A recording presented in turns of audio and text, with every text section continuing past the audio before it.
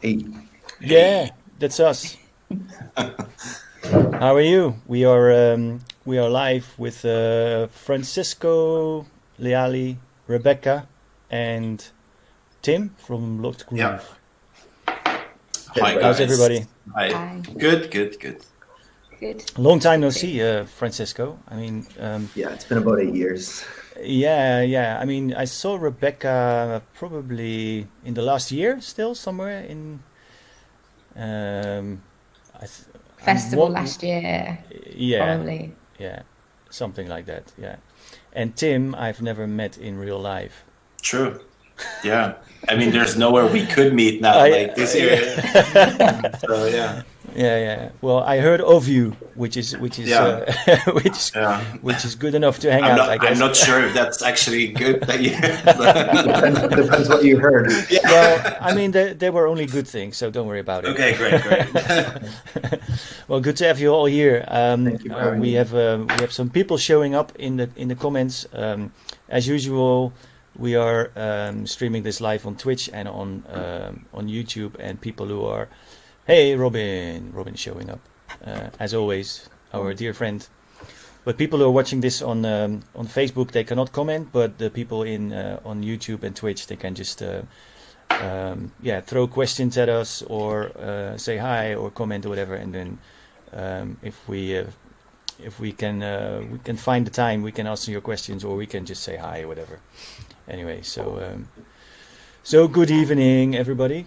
I'm gonna put myself full screen now because otherwise I'm just gonna be distracted.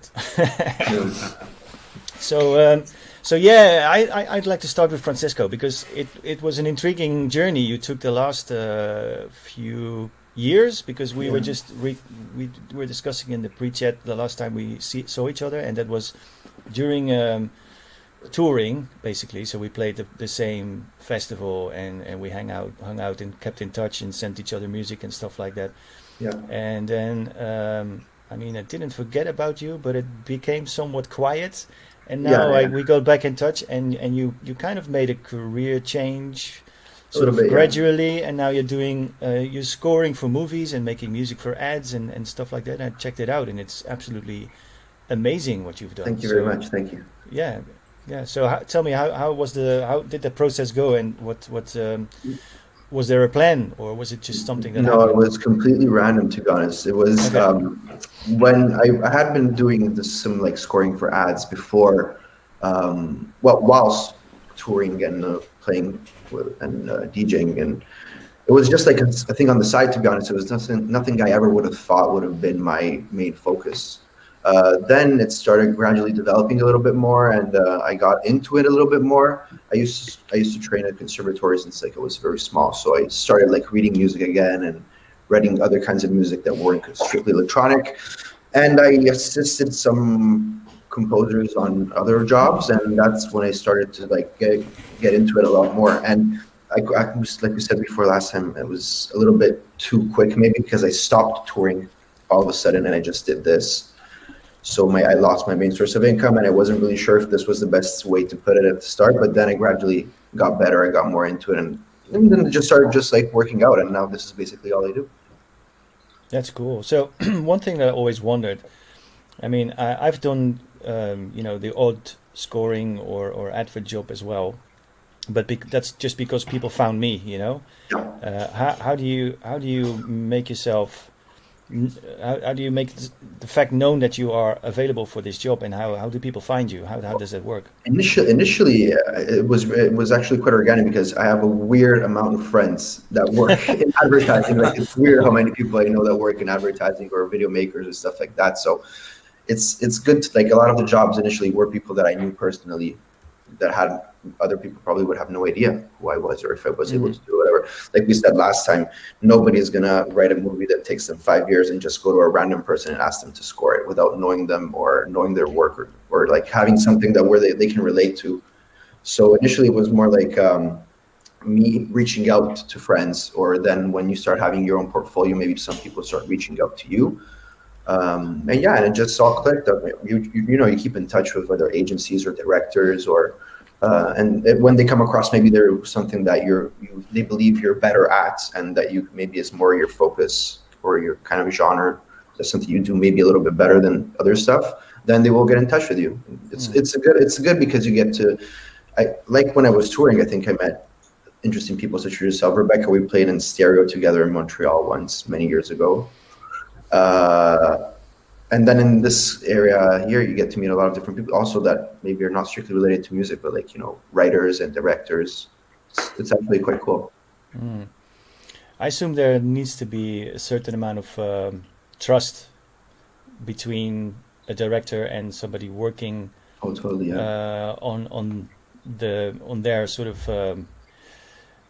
work, because one thing is collaborating with a person on an EP or even an album, and it'll take a few weeks or months even, but making a movie can take years. Or yeah. You know what I mean? So it's a big thing. It's a big thing to find the right person to get involved in your dream, that the vision that you had for such a long time.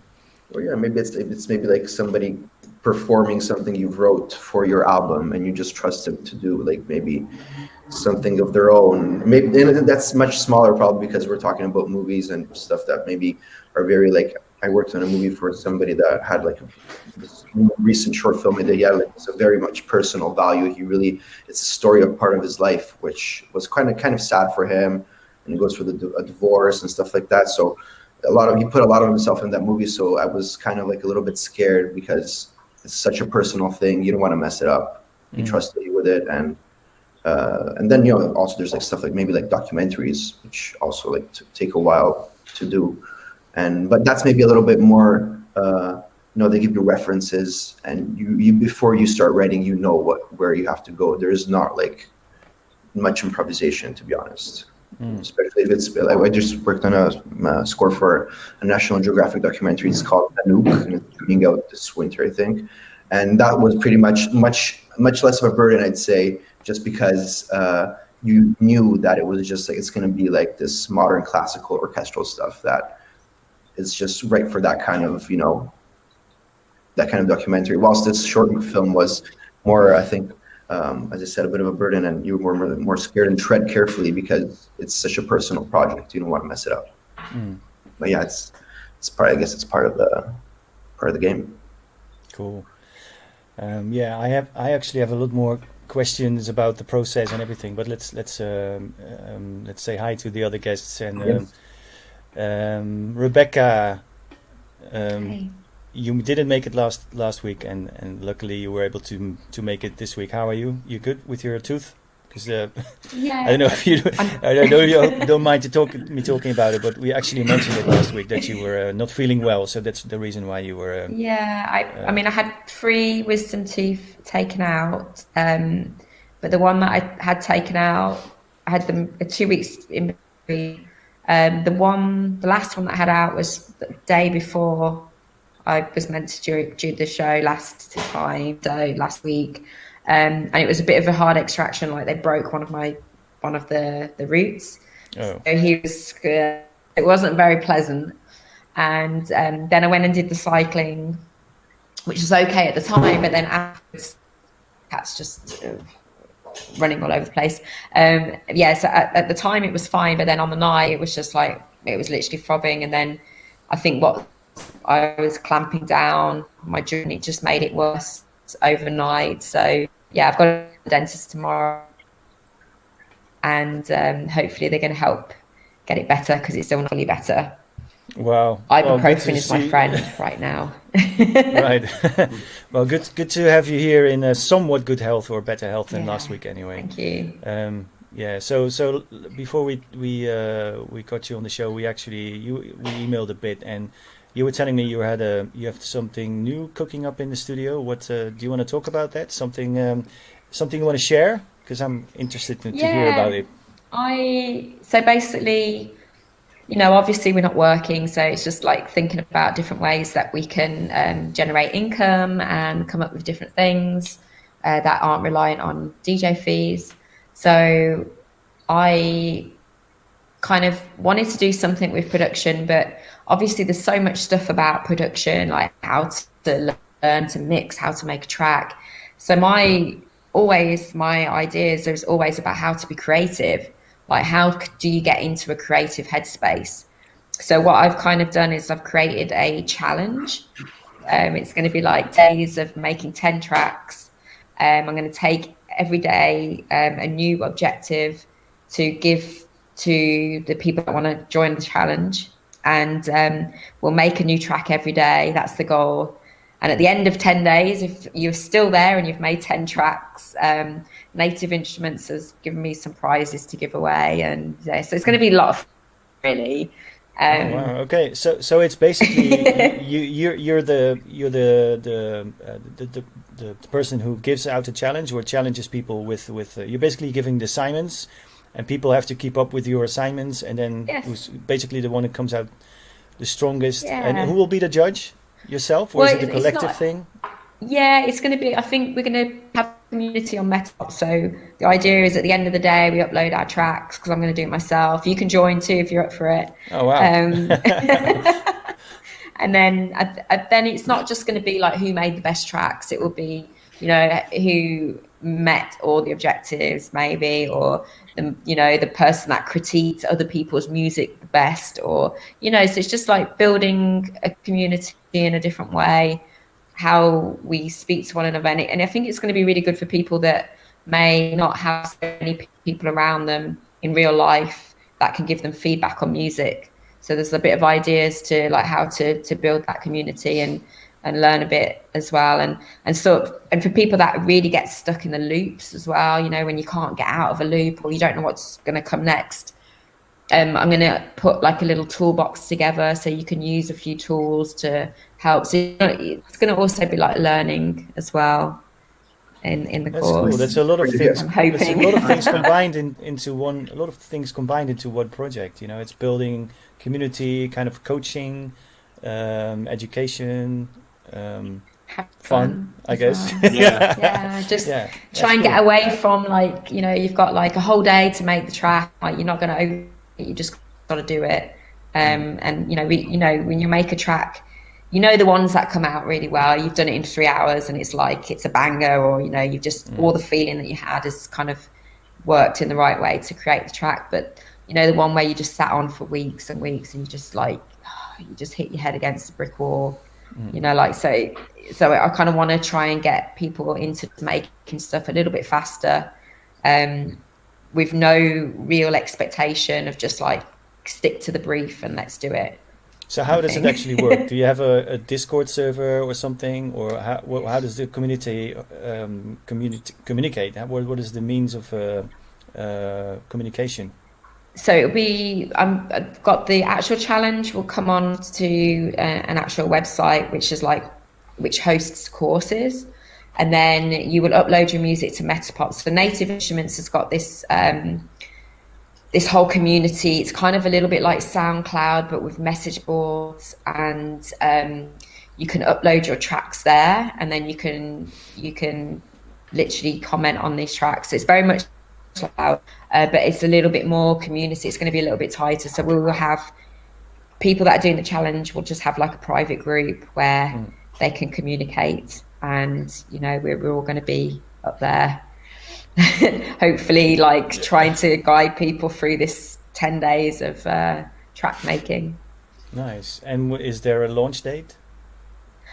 I'm aiming for the 1st of December. So there's a little bit of work that I need to do in the next week to get it ready. And yeah, I kind of like what I did is I kind of stolen the idea, like the fitness models on Instagram. They're always selling something, aren't they?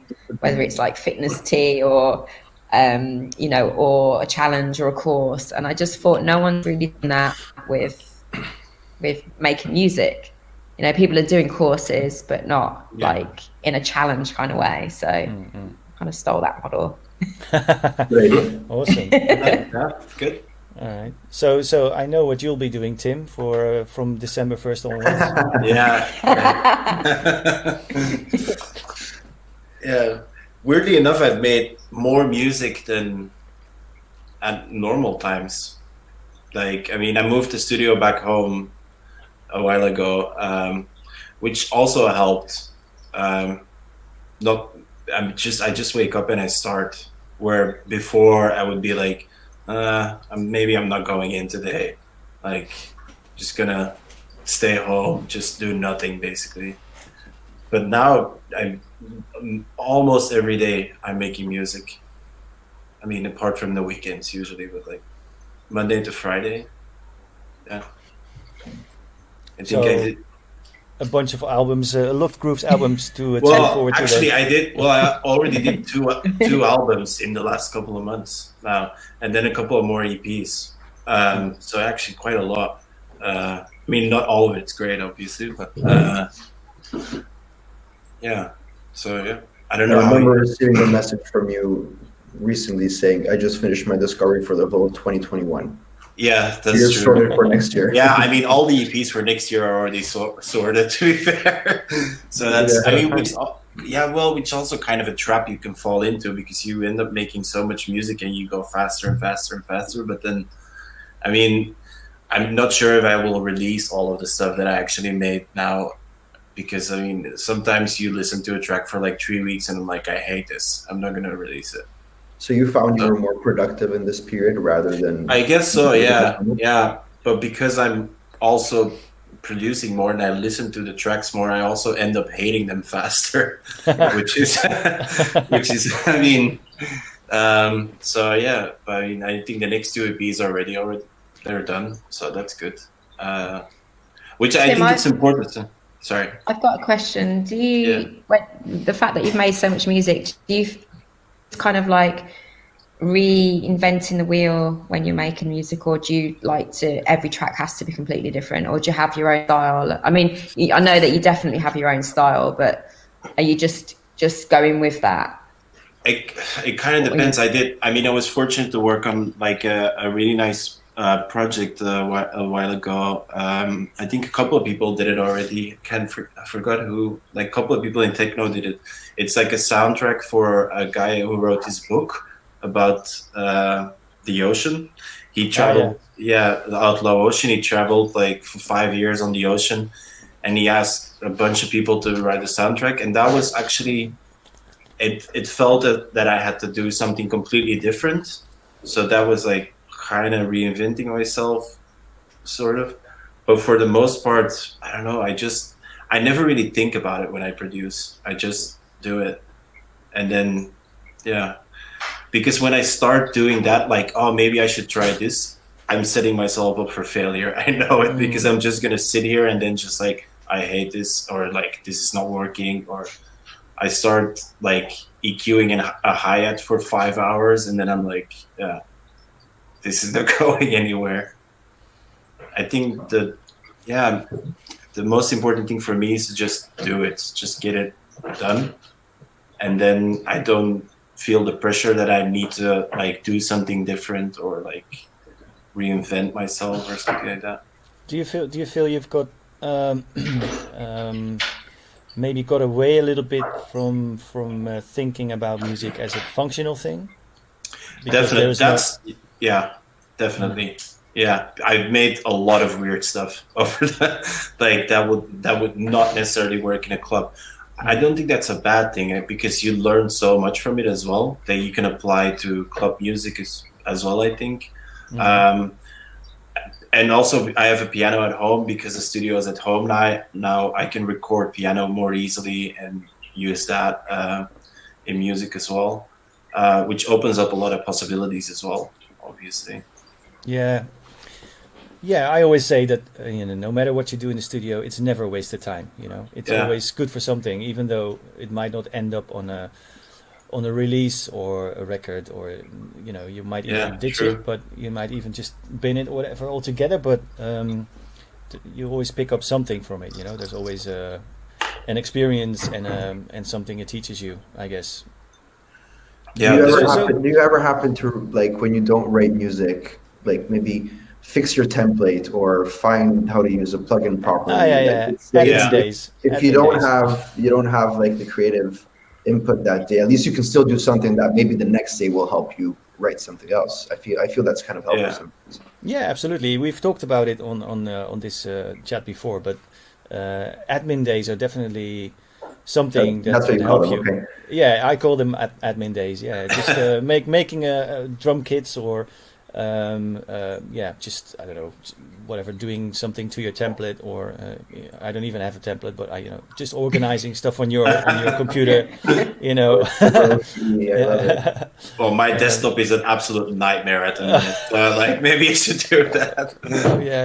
Yeah. Are you one of these people that just have files sitting everywhere on their It's desktop? full. Yeah. Luckily, all my project files, like all my Ableton project files and all the samples, they are on an external hard drive, so that's quite organized. But like it's like I take a lot of screenshots of like memes and send them to Francesco or something. They're all on there. I have 0 icons on my desktop. It has nothing.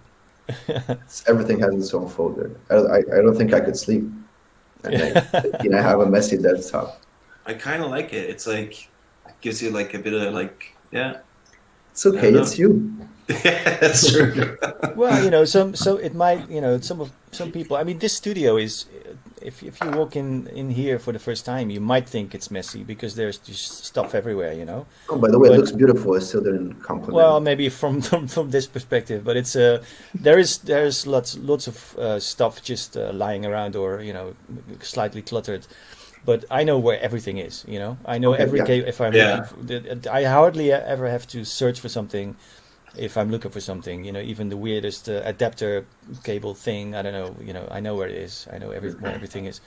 So, but I think I'm in between Tim and Francesco as it comes to being organized on a computer. Okay. I have some stuff on my desktop, but I have a very rigid way of archiving things. Really, really, really consistent. So I can find anything basically I've ever done, like instantly. So in that sense, I think it's organized, but I do need some times when I go on my desktop or my hard disk and sort of reorganize everything, so it's not. And that's my next question. Do you guys keep everything, or do you like every once in a while, like if it's not worth it, I'll just bin it? I know some people that just like keep every single file. I mean, I lost a bunch. I mean, the first things I did. Sorry to interrupt you. The first things I did, I lost because of a computer crash, and then after that, I just bought like an external hard drive because I was like, I lost like 5. Well, only the project files, like 5 releases or something. But after that, I tend to keep everything, even if it's just even like work in progress, like not stuff that you finished. I keep that because I sometimes I just go back to it and then it works out the second time around. Like I'll have something that never like worked and I couldn't get it to like make it into a track, and then I go back 6 months later, and then an hour later the track's done. Yeah, because you go back to it and get with fresh ears and you forget about the things you cared about at the moment and, and kind of rediscover them. Yeah, I know the feeling. I never do though. I mean, if I don't get it right the first time, it's just out of the window. Forget about it. I'll start something new. What about you, Rebekah? Are you a recycler, or are you more like it's done next? I go back in and I try and recycle things. So I'll try and make something else with it, or I have one project, like 4 things get made. I don't know, like I start saving them as different versions and things, and then maybe a few different tracks come out of the one project that maybe I'm not working, like I can't get quite right. So I go back. Because it's like I'm one of these people that I don't do making music all the time. So I have like fits and starts. So I'll have like a period of time where I'm in there all the time. And for me to then like waste a couple of days on something that's not going to work, it feels wrong. So I feel like I have to stick with it and try and get something out of it. And I keep all of my projects purely because I like to recycle the kicks as well. Okay. When you get a really good kick that works in a track and it's something good, and then I'll try and recycle that. And I'm not as organized as you guys as making drum kits and everything. I'm like, I try and make a track really fresh. But with the kicks, I will use the kicks again, like a couple of times. but maybe I'll layer them a little bit differently to get a different feel within Oh, the next you layer track. kicks even. I layer them. Yes. Is that not a techno thing? I don't know. It's Isn't a that a thing and secret? everything. Oh. I just go with it, or I go with something, or I don't. But I don't try to make something out of something which it isn't. If you know what I mean. Okay. I mean, I think it depends on the situation where you're in like what kind of track you use it in, right? I mean, I layer like 3 or 4 sometimes, depending on what you need, because some stuff is good for high, more like clicky stuff, and then Joseph showing up. Every time Tim is talking, somebody shows up and says hi. Yeah. You get it in real life too? In my living room, people following you in the street.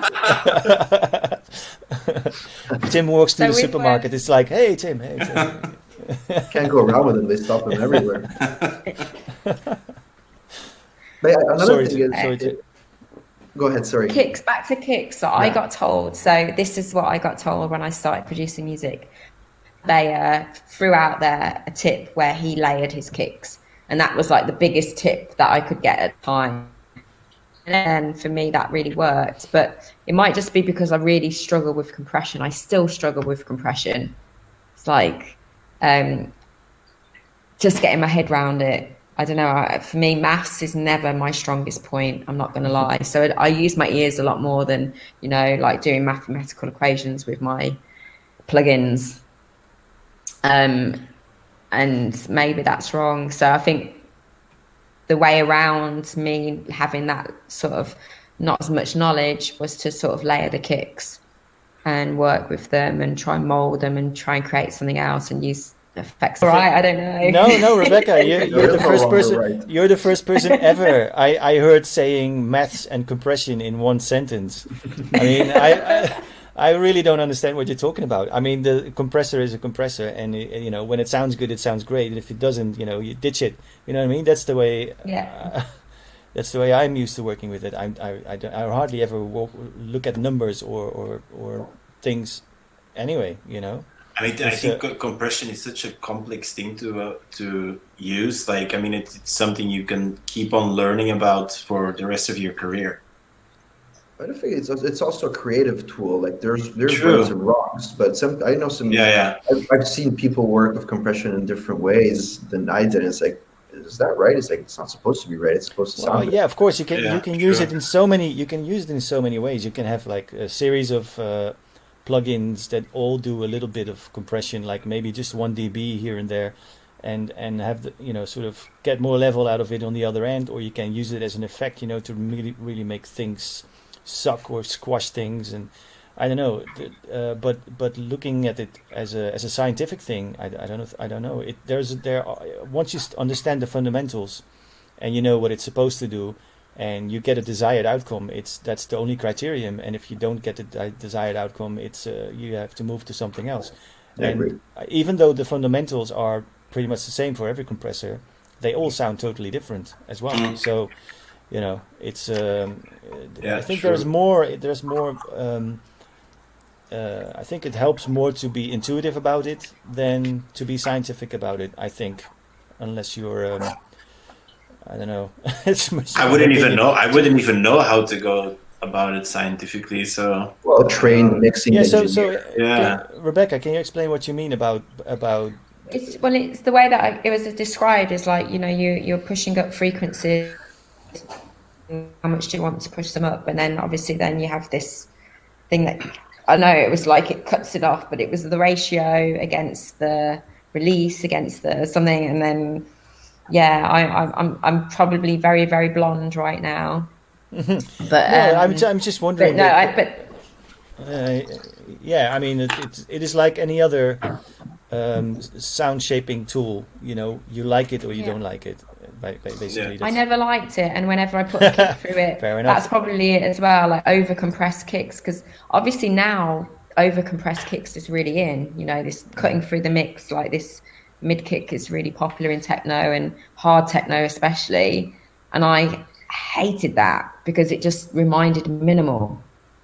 So, like, I could just anytime I hear that kick, I was like, oh, it's a minimal kick, stop it. So I went the opposite way, and then I made the heavier, you know, probably less compressed kicks that I could possibly make to kind of be the opposite of anything minimal ever. So yeah, that's probably also part of why I don't use them as much. One thing I'm curious about, do you use any of your DJing / live programming skills when you're in the studio? Because I mean, I think right now, or you know, the last year or something, you've been more like DJing, right? But I saw you plenty of times with what is it? So Roland thing running along with whatever you were doing, and so like more like a hybrid type approach to DJing, and you can create like a shitload of energy out of a very simple setup. You know, do you use that as an approach to producing as well, like using a simple setup and use your DJ skills to get something going? I tried, like, with the modular. So it's the modular that I was doing like touring with as a hybrid set. Very, very small one. So just a few little things, like one oscillator, some hi-hats, a clap, and then some effects as well. And yeah, I mean, I on a modular, like typical Rebekah, I just went straight in, bought everything, learnt nothing, and just played. It was a very expensive toy, but then every time I would record it, it's so fucking noisy. It's out of control, and then when you bring it into a track, like it just overpowers everything. It's like you have to bring everything up to kind of meet this modular sound.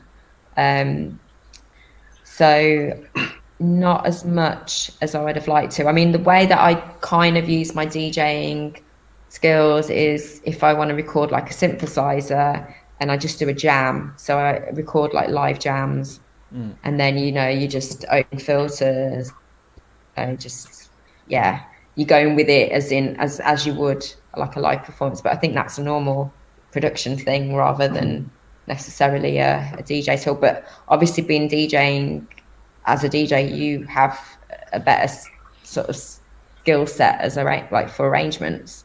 That's kind of a given. Yeah, really. Exactly. That's actually what I mean. I mean, you are when you are playing live, you are basically it's a way to be put on the spot, right? Because it has to happen there and then. There's no second chance. There's no fucking about. It's just, you know, you do it or you don't, basically. So you are really pushed to do this performance. And I was asking about it because I noticed that it helps me in the studio to get things laid out very quickly, you know, because you're used to really sort of be in the moment and get a flow instantly, you know. Sometimes that also can be a bit of a hindrance, you know, like I kind of think techno shouldn't be about this formulated kind of thing that we do. And I feel like the music is really formulated at the moment, you know, the kids are just making it fits, breakdown, hi-hats come in after a plain kick after the breakdown, and, you know, like it's just everything is formulated. And I think the modular is like the perfect way to kind of come out of that and then do the jams and just lot of movement, and I feel like that's, for me, is the next part of my production direction. But it's really hard to like spend the time because it's going to sound shit for quite a while. But I think that's buying an entire modular system in one go is probably a very bad advice to anyone. Yeah. I mean, but I mean, you'll get your head around it at some point. You know, but it takes hours and hours and days. No, but I was basically. I'm sorry. I was talking about applying a sense of a flow into anything really in the studio, not necessarily how to build a track or a techno track in particular, but just you know, you basically you develop a sense of improvisation. You know, you develop an ear or a routine that can help you making sense of things in the studio, stuff you picked up from playing live. That's basically all I meant. It doesn't necessarily mean that you make sort of tracks with the same flow as you would do live, but it just helps you, creating things quickly and stay in a flow for whatever. You can apply that to anything and to any type of music, really. It's just a direct decision thing, you know what I mean? Rather than overthinking things. Anywho, we have Gombok Rec. How do you handle the prepared / improvisation in a live set or hybrid situation? Okay, so I guess material you've been collecting and sort of preparing in advance, and how much do you use that at the moment you are actually performing? I guess that's the question, right? Like preparation versus improvisation. Yeah. Who wants to answer? Well, that? Francesco, yeah. Well, Fra, you did it with CWA. You guys did quite a lot of. You had the drum pad and everything as well, where you were. Well, yeah, we divided it in the CWA. Well, I played the drum pad once as well. Yeah, it's pretty good. I think more than once. We basically the brains of the live set was Ableton, and we had all the tracks that we wanted to play divided in groups. I mean, it's pretty standard procedure, Ableton Live template for your live set, and that was created by Thomas, and he was way he was the head of that part, because for example, I don't use Ableton. I don't know much about it, to be honest. So we divided the brains of the live set with Thomas, and he had his pads and his controllers, and then I had the more improvisational, let's say, part of the live. So we have live drums, we had some effect units, and basically what my side did was play on top of what we already had. Some things we would keep in the brains, and for some tracks, okay, we can play this live, and you know what to do. Some things we're just playing on top, but everything was prepared. Yeah. I mean, we would wing it sometimes. I remember once Detman was late. He was playing after us, and we were like, we got no more fucking music to play. What are we gonna do? And we just and we just winged it. That's the cool part of being able to like improvising, but at the same time having you have the certainty that you can still rely on the brain. Having a frame, you have like a framework where you can basically just work around and revisit like earlier parts of the set, and then just you can do variations of that. I would call it an arsenal. You develop an arsenal of material that you can kind of draw from, and whatever is going to happen at what moment you don't know. I mean, that's my approach. It's just you have some tricks in your bag, basically, and you pull them out whenever you need them. And it also stays interesting even for yourself when you're performing, 100 times a year, especially when they're one after the other, every night, maybe, especially maybe in summer seasons or whatever. When you have a lot of gigs one after the other, it's nice even for yourself to be able to change it up a little bit, depending on also who you're playing with, who's playing after, who's playing before. You want to be able to be flexible and also keep it interesting for yourself. I think that's actually a nice thing. Otherwise, there's a good chance you get bored of it quite easily. That's actually true that it's easier to do as a duo than to do it like as a solo artist. I imagine. I mean, it would be a lot of multitasking. I mean, I don't think I could handle it as a solo. I remember Karen a few times, Karen live, and that was pretty insane. Like those guys don't stop doing, like, from the start to the end. They're kicking it off. And they use and it's mainly modular as well. I think their lives. Oh, yeah. Blauman has like 4 models. Crazy. I mean, I would never be able to deal with that. Like if something goes wrong, that's just leave it and run. What can go wrong? I don't know. Question from Frederick G. All of you, it's a question for all of us. What is your favorite track? Okay. Cool. Do people have Frederick looks a bit young to be on the show. Do people have one favorite track? Okay, what's your favorite, Tim? I don't know, man. I mean, No. yeah. Now, your favorite track now. now. Let's put it that way. Oh, right. Okay. I have no idea, actually. No, I wouldn't. There's nothing that comes to mind that I'm like, this is my favorite now. Also, it's very like, which we're talking about more genres, like generally speaking. Well, that's the thing though. Like, I mean, I always have like every morning I have the same like routine. I just drink a coffee and like smoke a cigarette, and I listen to like Belgian classical radio for like half an hour. But then I usually wake up at the same time, and that half an hour is absolute bliss. But then after that, it turns so sour, and I get really angry because the program turns to shit, and it's like Gregorian chants, and I'm like, this is the last thing I want to hear at like 9 a.m.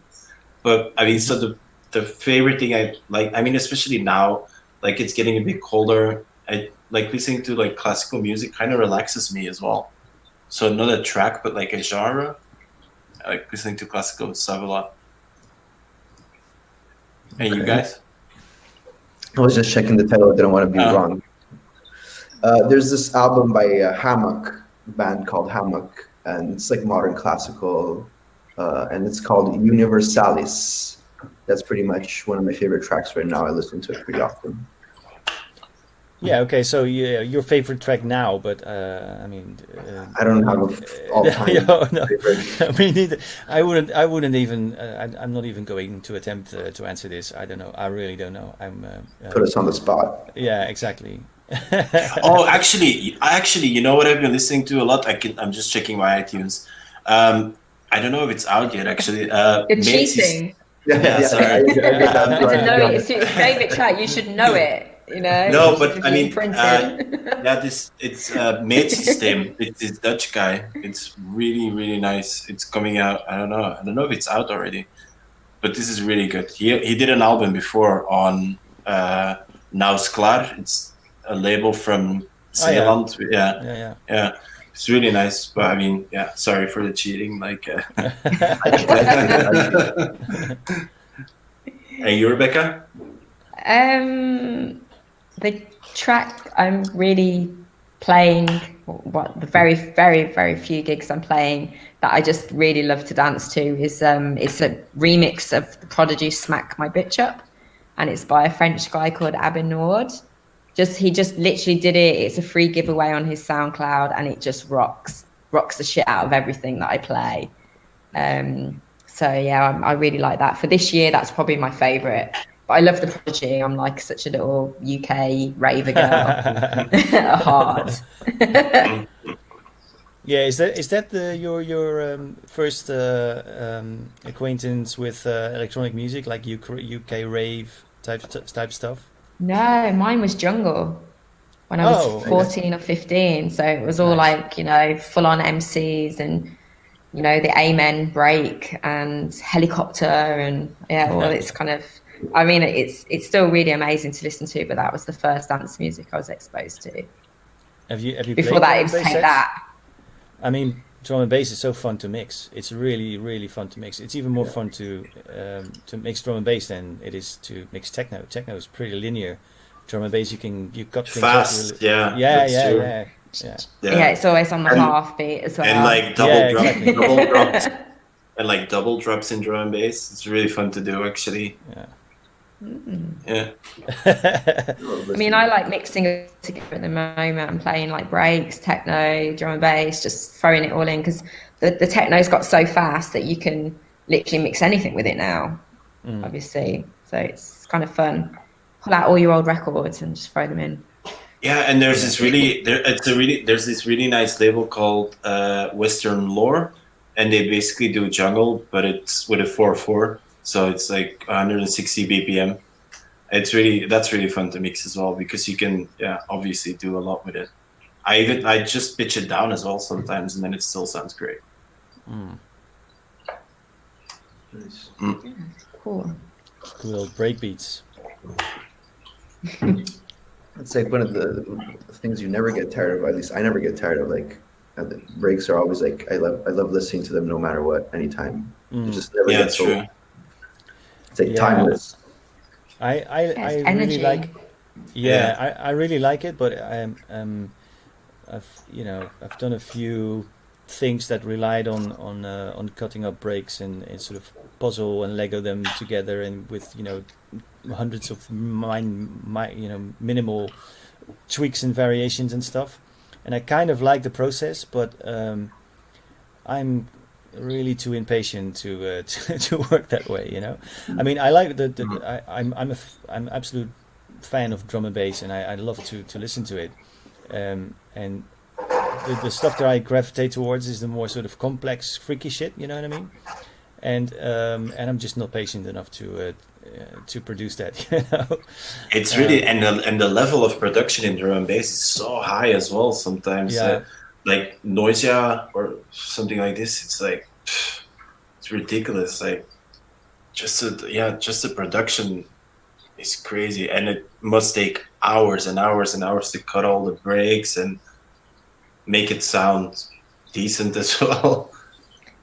That might be why there's 3 of them, because it takes so long. Yeah, they work in shifts. They work in shifts. 8-hour shift. 8 hours up, it's your turn. Okay, you got a question coming in from PA2 Seth.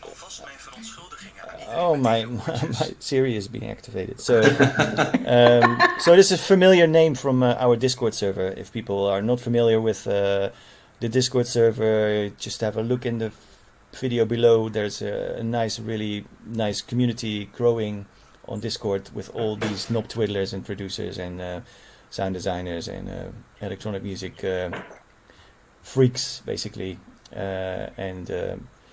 He is one of them who is hanging out there. So, question to everyone: have you ever tried to produce Neurofunk DNB? I don't even know what that is. Absolutely not. I wouldn't even know how. Please, Neurofunk please don't bass. me. I mean, it's probably one of the million subgenres that I just don't know the name of. But Does that it sounds interesting, though. I mean, is Neurofunk the same as Tech Step? Is that the same? I don't know. Don't ask me. Maybe you can come back and comment again. I mean, yeah, maybe. But I mean, Neurofunk is like super fast as well, and like really like aggressive, I think. But I mean, I know what it is. I I say the haven't. answer is no. I never did. No, I haven't. No, I've never tried. I'm not too bothered with genres, and anyway, question from Hassan. My question for everyone: how do you guys separate the creative part of producing from the technical part? That's a good question. And does the technical part take over the creative part? I think that's a nice question. That's a good question. That's a very good question. Yeah. Who wants to go first? I'm still Go thinking ahead. about it. Yeah. Well, I can kind of answer that. I mean, there are all kinds of techniques or ways to organize yourself to not get too confused about the two separate things. I mean, my kind of answer on not getting too bothered by technical hurdles is to focus on a few instruments at the same time and not try to use everything at the same time. So, I mean, I've shown the place here to people before, but behind me is this massive table. It's in the middle of the studio, and there's no setup here in the studio. There's no fixed setup, so there's basically just a table, and it's got all these patch points and connectors that run straight to either to the computer or to the analog desk. And for each session, I just built a small but very effective and very just a new setup. Basically I get one or two synths, one or two drum machines, or a sampler or whatever, or a little part of my modular system, and I built chains in the signal flow. So like the source sound will have one or two stages before it reaches the recorder input with stuff that I can manipulate. So basically I built like a modular system using hardware for this one occasion, for this one session. And because it's a freshly designed system, I totally have my head around it, so I know how it works. I basically go in there, explore the range, and see what I can get out of it. And I don't get sidetracked because I'm just distracted by all the plugins I can use, or distracted by all the other synths I can use. It is just that, and that is the only thing. So basically, it takes my mind off the technical part, and I just focus on what I hear, focus on what I can do in that moment, you know. And sometimes these setups, they live here for a day or 2 days. Sometimes they get expanded along the way and they exist for a week, or that's probably the maximum, a week or maybe 2 weeks. And then it just got broken down again, and I'll come up with a new system, you know, with a new idea. And so yeah, everything gets used, but not everything gets used at the same time. And it's, for me, a way to just freely improvise and get my ideas out, and not be bothered by the technical part of it. So maybe that answers the question. Yes. Yeah. What about you guys? With me, it's like I worry about the technical stuff afterwards, which is probably not a good advice to people, but I usually try to get a rough outline of the track recorded, and then I'll go in again and fix stuff that bothers me, or EQ stuff a bit more. But I think because if I would go in before and worry too much about oh no, this doesn't sound right, I would just get sidetracked too much. So I like to record a rough outline of a track, and then I'll go in afterwards and do more EQing or whatever. But so you separate the jobs basically. Yeah. I think that's how it's I grew up since I was a kid. I've been playing piano, and that's also how I studied pieces. Basically, I would play a piece through, and then afterwards go in and work on various points where it needed improvement. So that kind of workflow, I think that stuck with me, and I use that now as well in my music production. That makes sense. Yeah. What about you, Rebekah? I think, there's a little bit of a crossover. So I do the creative work first. I get the idea down, or a rough sketch. And then as I move through and start arranging, then I can get a bit more into the technical details a little bit more. So it's a little bit of a crossover. Just because I think some elements definitely need to have some technical work before, getting the groove right sometimes needs a bit of EQing and the technical parts to make it start kind of having a bit more movement. And I generally am mixing quite a lot as well during the process. So when I get to the full mix down, I've already done quite a lot of the work, and that makes it easier. But I like what you said about limiting your options. Is for a creative process to limit is really good. I think it's really to have too much going on.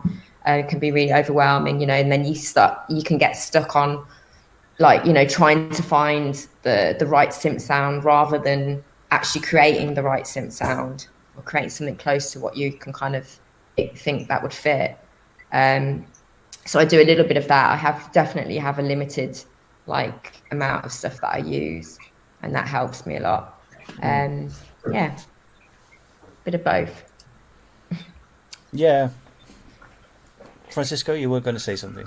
No, I was thinking okay. My version of this is way more boring. I mean, a lot of it is in the box, and it depends. As I said, going back to it before, I work a lot. I spend a lot of time fixing my templates because I have a template for everything. If it's going to be a strictly electronic track, I'll use one template. If it's going to be something that's classical, then I have one specific template. So those templates have all been organized in a way with buses that I can just open the plugin. If I have to write a cello piece, a cello part or whatever, I'm just going to click all the plugins that I have on that chain. I know it's going to sound good. I know it's been tested already, or it's going to sound good for the moment, and then I can go back to it and tweak it around. When maybe you have the cue or the piece is done, you can go back and fool around with it a little bit more if necessary, but a lot of it will be taken care of by the time I already start writing, just because I know the template goes hand in hand in my case. So can you explain the process? Because you sent me some music which was obviously played by orchestras or by sort of real musicians, you know. So do you write in the box and you basically finish the piece and then give it to somebody who sort of makes the notation for the people to play it out, or to play it in with real instruments, or do you do that yourself? How does it work? Well, depending where, for example, I think you're talking probably about Under Goddess, the album, my first solo album I released on Until Riots, my record label. That's just using just one cello throughout the whole album. Okay. And it's this cello from the 1700s that my friend and cellist has, that has such unique palette of sound that I've never heard anywhere else, probably because it's not very well taken care of and it's very old. And by the way, we played it with pieces of steel, we played it with anything, we ran it through bass amps like Ampegs. And so in that specific case, it was all just written strictly for the cello, on the cello at the time. If it's something, if we're talking about an orchestration, then I will write everything in the box. The plugins you can have this like today are insanely good. Like you literally, it sounds like Spitfire audio mix. Yeah, they're really they're really that's like, even the free ones. Even the free ones are amazing. Yeah, they're called Labs, by the way. Anybody who doesn't know about it, you do a lot of really cool stuff. Labs is all the free selection. So yeah, you have some instruments they don't delve as much deep as in like the Hans Zimmer orchestra or whatever. Yeah. And then they have this website called Piano Book. If you also want to visit that, where everybody makes their own instruments and samples them and then puts them on this website, and you can download them for free. And you were talking about people like playing glass or their own piano that they have at home that has a very unique sound. And anyways, these plugins that they offer nowadays are so good that you can go to, if it's a cue, a director, and if it's an orchestral piece, you can make it. You give them a pretty good idea of what it's going to be like when it's played by an actual orchestra. And you can also do hybrid. For example, if you record a quartet and then put another maybe 20, 30 elements played as a VST, it actually gives that a little bit like extra life to it. And and obviously you got to go there and show them the best way possible how it's going to sound when it's actually done, for them to accept the cue or appreciate it. And if you and going back to the writing, you can use Sibelius now, so you can play. Sure. And it's I'm still learning a little bit. It's not that easy, especially because I haven't read or written music by hand in forever. But the thing with MIDI is you just play it. If piano always helps, I always start with that, and then usually it's the cello. But these plugins have really changed the game. Yeah, because I remember it used to be like orchestra. I mean, they're still expensive Vienna orchestra plugins, but they used to be a lot more expensive than they are now. I mean, they're more accessible now, especially even like Spitfire. They have discounts for schools, for students, educators. So it's actually quite nice. You're like making it more accessible, and it's something that takes a long time to make. And they also have some great collaborations of Arnaud's, Hans Zimmer, the London Contemporary Orchestra. They do a lot of cool stuff, and they're also very creative tools, because it's not just simply a cello that you're playing, or a violin or a viola. They have articulations, techniques, dynamics, tremolos, everything. They just provide it all. You can really do everything with that. It's really nice. Sounds awesome. Yeah, now the prices, as Tim was saying, are way more accessible. So a lot of people, like before, this was something that's the whole point. It seems like I work at Spitfire now because I'm pushing them so much. But I just admire their work so much, because both of the founders are two media composers that were like, we need tools to write. And at the time, it was like making music. You all you need now is a laptop and a DAW, and that's it. Before, if you had to write music, especially if it was for orchestral stuff, you needed big budgets. Now you can spend like a couple €100 and you got an orchestra in your computer, and they made it accessible. I think it's Yeah, I admirable. think that's great. Yeah. Like many other plugins, by the way, but I think they really cracked it. Yeah. So definitely. few more years and you'll be out of a job. Yeah. Yeah. I'm still surprised I'm still able to do it now that I just started. So Tim, you said you come from piano. Is that something that your instrument for and for how long? Is it still relevant for? Well, I've played since I was 6, so Okay. yeah. I still play almost every day. Well, most days I play. Yeah, definitely. I mean, I hate using sequencers with a passion, so I usually just play everything. I mean, Okay. not drums usually, although I do a bit of drums as well, like finger drumming, because it just goes a lot faster. I don't like programming like bass lines or stuff like that, so I usually just play it and then go in and quantize it a bit or something like that. Okay.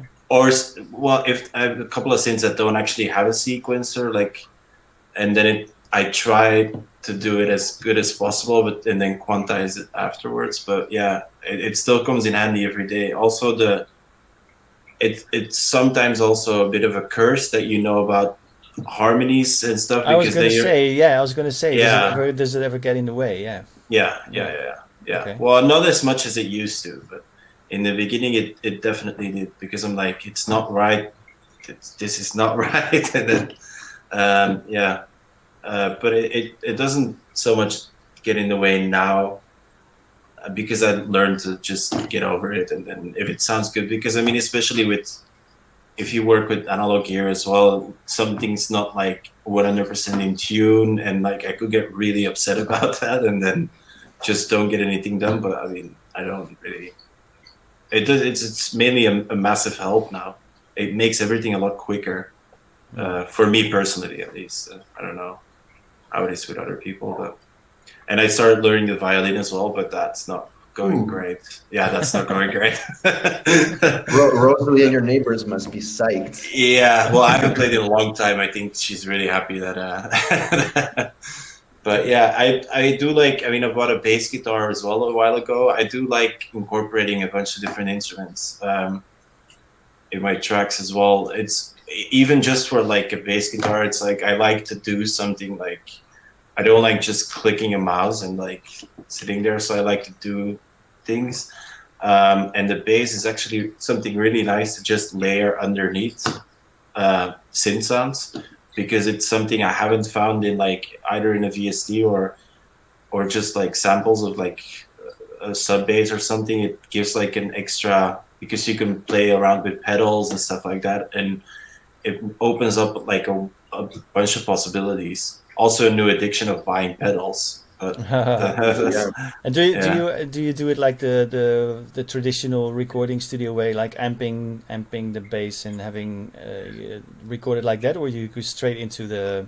No, I have a DI, so I have a DI box. I record with a DI box, Oh, yeah. because I mean, like amping a bass like through a cab, yeah. But I mean, even in my studio, like there were neighbors, and like. Oh yeah. It's not like, I mean, bass cuts through everything basically, and like if I would do it here, we have wooden floors. I think we could get kicked out of our apartment pretty fast. To be fair, so I just use a DI. It's easier, and I can do like pedal wise. I can do whatever I want as well, because it has like an effects loop, so I can do whatever I want with that. So yeah. Yeah, I mean, I love sequences, man. I'm like I'm totally opposite of the way you work.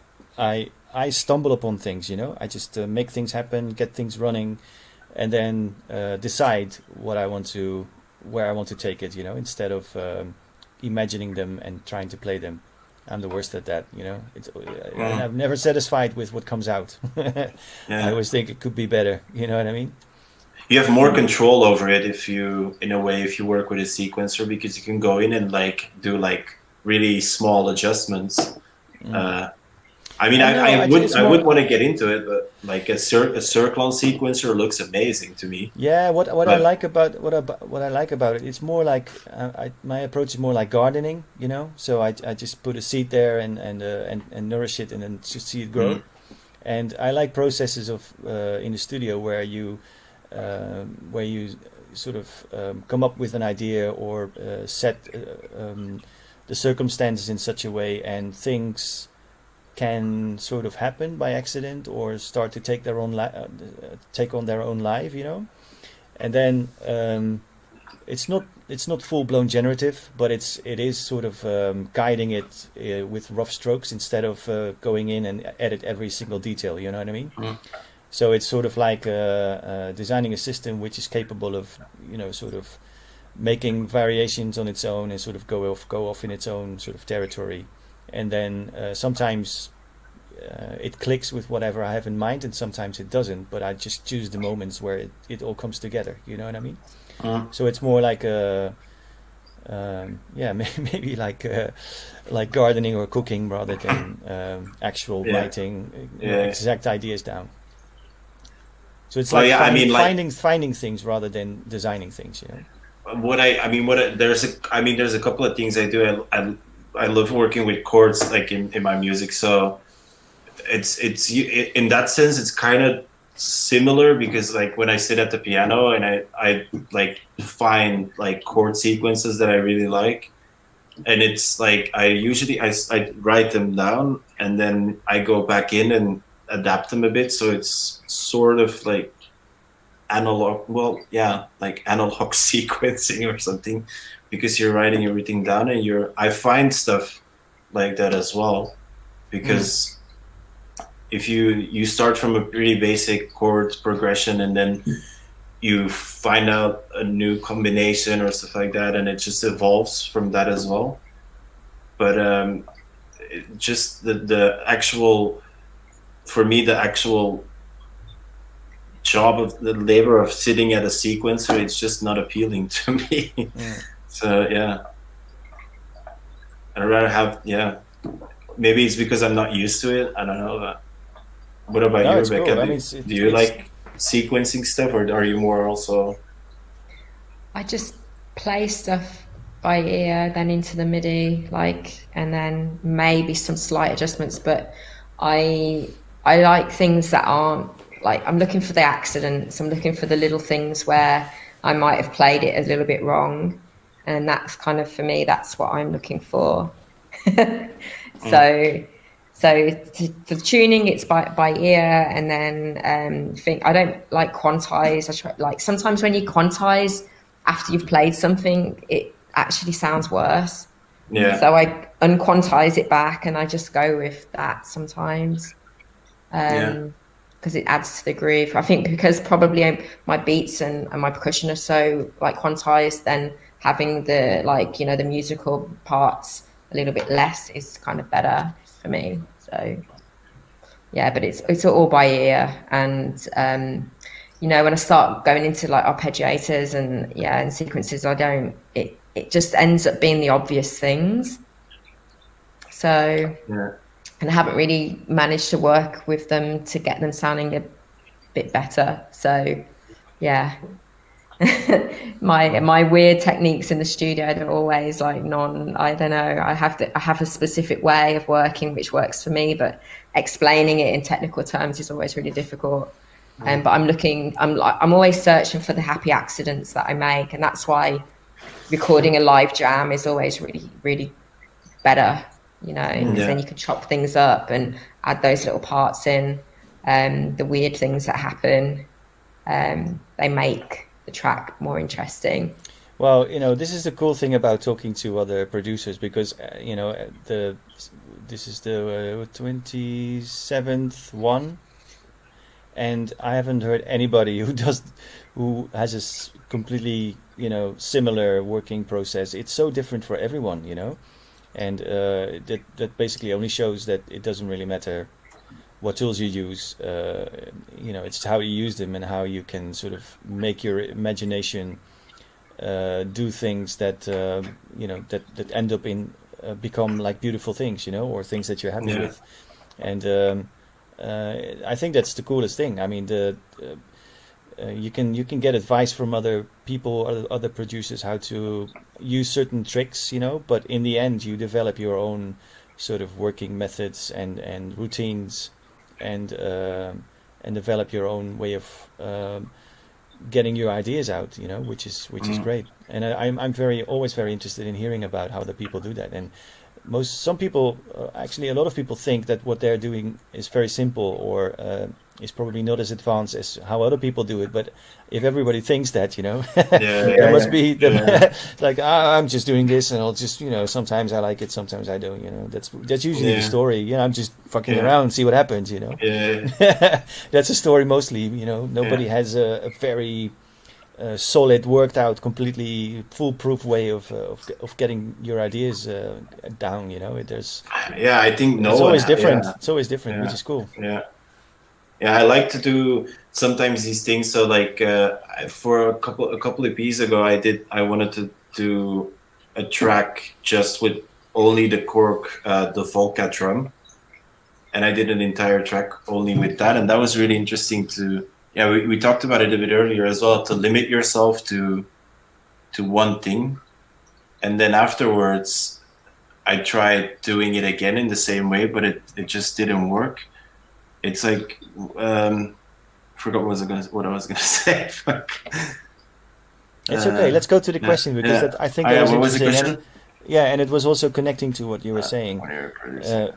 When you are producing, how do you get out of the loop when you don't seem to know what's missing? So, do you write in a loop? I mean, first of all, that's a question to all of you. Well, usually with the drums, I do in the beginning, like only the drums. I start with usually always start with drums. In Ableton, always. And do you find yourself ending up in situations where you're just looping and looping and looping and nothing's happening, and you get stuck? I usually add a bunch of stuff and then start deleting more stuff. So I add too much and then I delete. Oh, again. so you go to different iterations of the same idea, and then Okay. Cool. That's usually what I do. Well, if you think you're stuck, I think it always helps confronting yourself with somebody else, maybe sending it to them, asking for what do you think?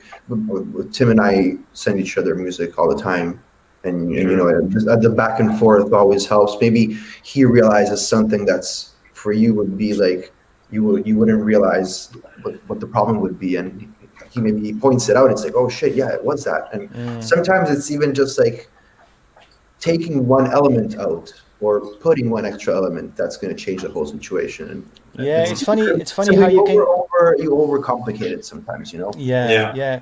And it's also something you can develop some kind of attachment to something which is going on in the music, which to other people is completely irrelevant, but to you just had that idea, and you get really attached to it, and by a stage where you're further on in the development of a track that might not even be relevant anymore, but you still have that attachment to it, and you don't want to let it go. But you know what I mean? You don't want to delete it. You're like, but it's really doing anything anymore. Bounce it out, keep it in a folder of your own samples, and never use it again. But at least you won't delete it because you love it so much. What about you, Rebekah? Do you produce in a loop, or are you just doing everything on a timeline? Maybe over like 16 bars, so a little bit loopy, but then I'm always add in loads and loads of different things. I'm more on like Tim's way, where I add loads in, and then after, once I feel like I've got this stuff, I then try and create a breakdown really quickly, so then I know how it's gonna, if the loop, when it comes back in, if it's solid or not. And then once I know that works, there's a little breakdown and come back, and then I start arranging from there. but I haven't been stuck that much in a loop. But maybe I only get stuck in a loop when I'm trying to make something that is a bit different to what I normally make, because it's not my style. I'm like trying to push out of a comfort zone, and then I get stuck in a way, and I then end up having to come back to really my style and what I'm kind of good at. Sometimes I try and do this whole like evolution, like kind of like what Tim's tracks do, you know, it's just it's like hardly any breakdowns, just like evolving, and then I can get really stuck in a loop because I haven't got the patience to, you know, put in all of the modulation and like get the track to move. And I think that's where people might get stuck, is like, how do you get out of the loop? Well, you can have as your track, but you've just got to have lots of movement with it. Things got to open and close, and, you know, arrange the hi-hats and make that loop last as long as you can and be exciting, I suppose. But I cheat. I put breakdowns in, and that works for me. Breakdown here, breakdown there, and then like, you know, take the power away, put it back in, and that's what I'm good at. And sometimes you just got to get honest about what you're good at, I suppose. Yeah, and I mean, looping things and continue listening to it while the changes you are making are, you know, not even small increments, but basically next to nothing. It's better just to stop and listen to something else, because you know, if it's not if something is looping and it's not working, and you don't have immediate ideas or immediate solutions or things you want to try out with it, you might as well just hit stop for a while, do something else, or listen to something else and come back to it, because there's nothing as deadly for your vibe and your creative moment or your flow of ideas to punish yourself listening to the same loop over and over again. You know, that's just horrible. I haven't worked that way for a long time at all, to be honest. I mean, I've just been using hardware setups, and although they are repetitive, you know, they are repetitive, sort of reoccurring patterns. It's always moving in some way, you know, automatically. Sort of that is the way it's designed to run. You know, there's always sort of modulation going on in real time. Anyway, so it's repetitive, but it's not really an exact loop of something just recurring every 8 bars or every 2 bars or whatever. So I don't really get bored with things that are running. And if it doesn't work, I'm not afraid to ditch it. You know, just I'm very easy with ditching things.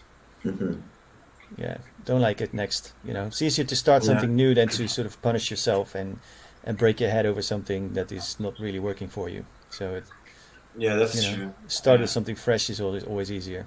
I don't like the process of the last 1%, you know, slaving over minuscule details that nobody hears but you.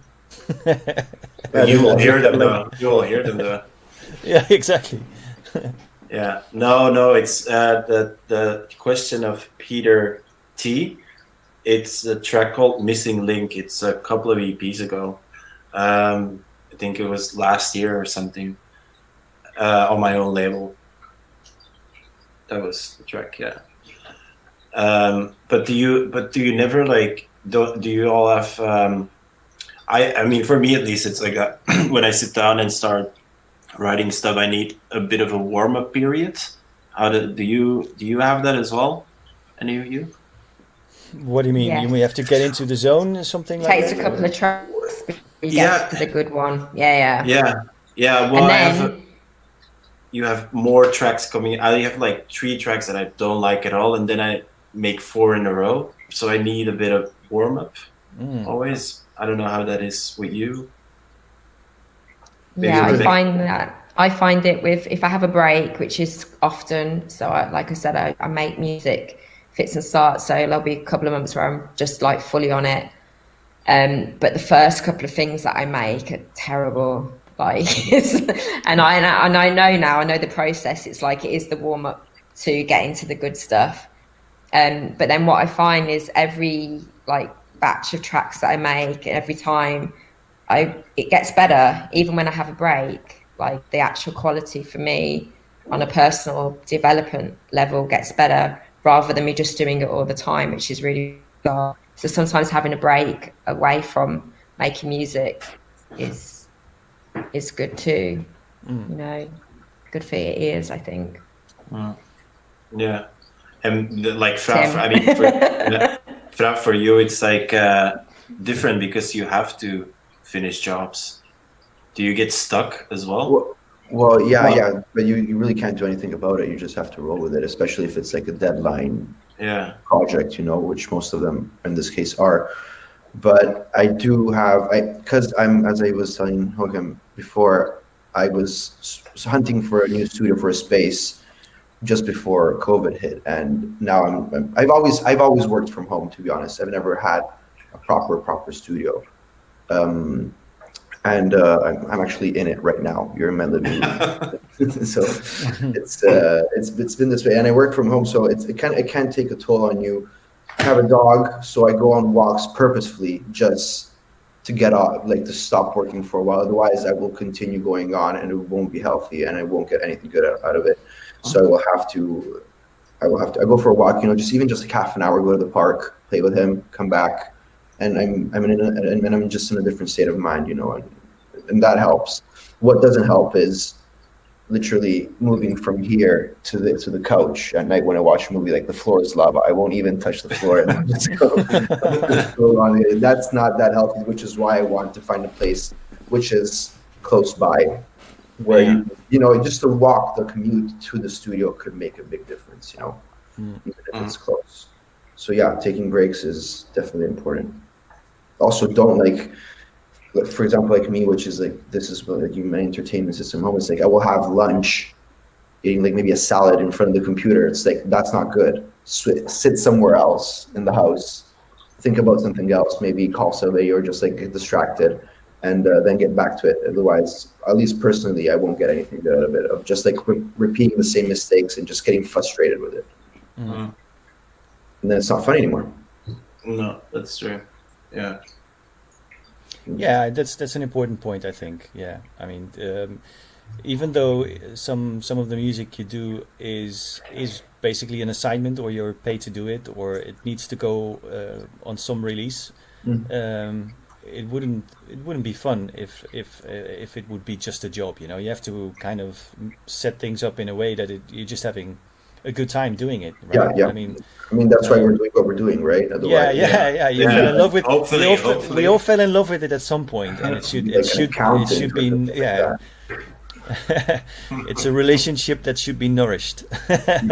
You have to make sure and it needs respect. Like every relationship, you need to be respectful of your own time and the work time you put in, I think.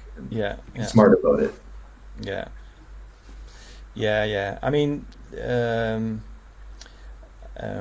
I think for myself, I've got a bit of I wouldn't say self-indulgent is not the word, but it's I've stopped making music with a purpose, if you know what I mean. I'm just making music. Whatever comes out comes out. So I would say that I mean, the last few years I've been really productive, but very few things have come out which are, you know, straight sort of dance floor bombs or whatever. Although there are some that work really well, but I don't set out to do I don't set out to do a certain style or you know, make music for a certain label or you know, purpose in general. I just record stuff, and whatever it becomes, you know. And by doing that, I'm not afraid to do it or something. It's just that I don't like the process of sitting down and giving myself an assignment which has to do with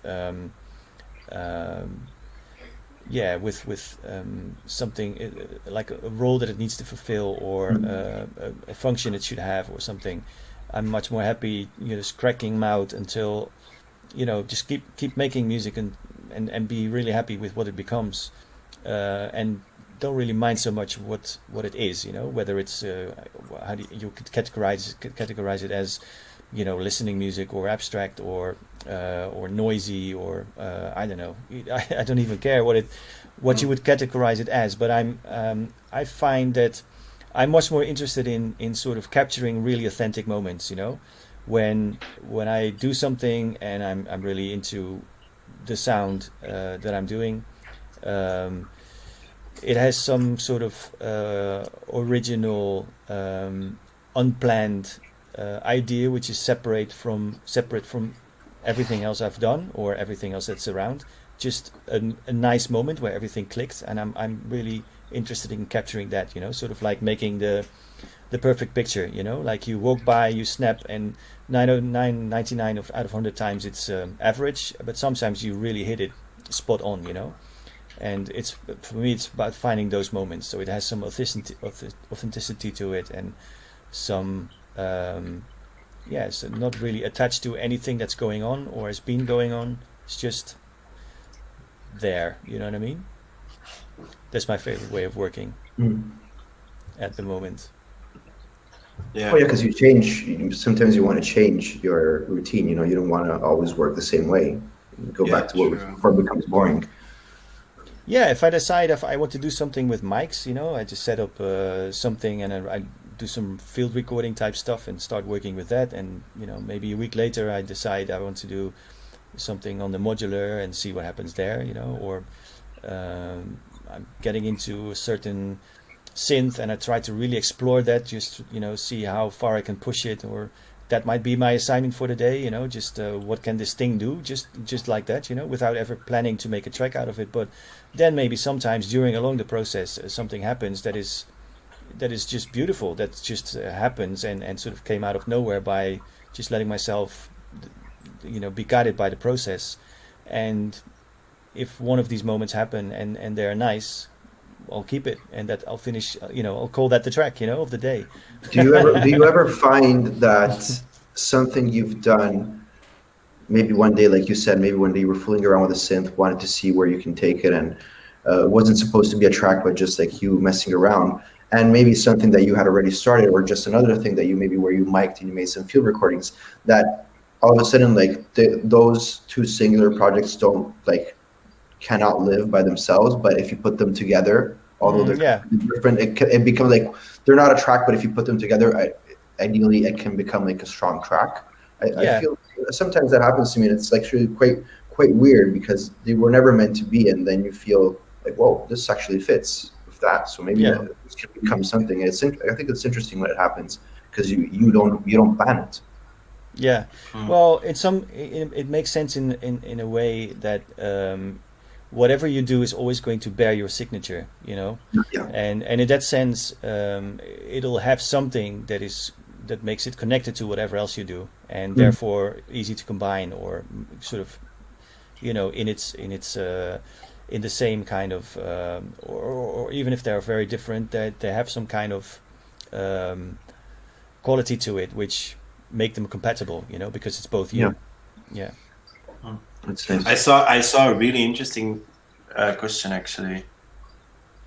Someone asked something about presets. Like, are presets the death of creativity? Oh, here we go. Hassan again. I thought this is. Is using presets the death of creativity at a fundamental level? It's very deep. Would sampling be considered the same for you guys? I don't know. Well, I mean, you saw the question. Maybe you answer it.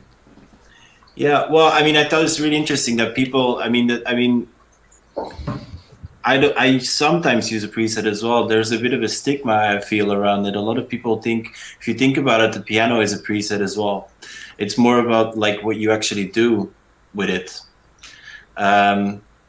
There's some legendary Detroit records that were presets from certain synths, basically.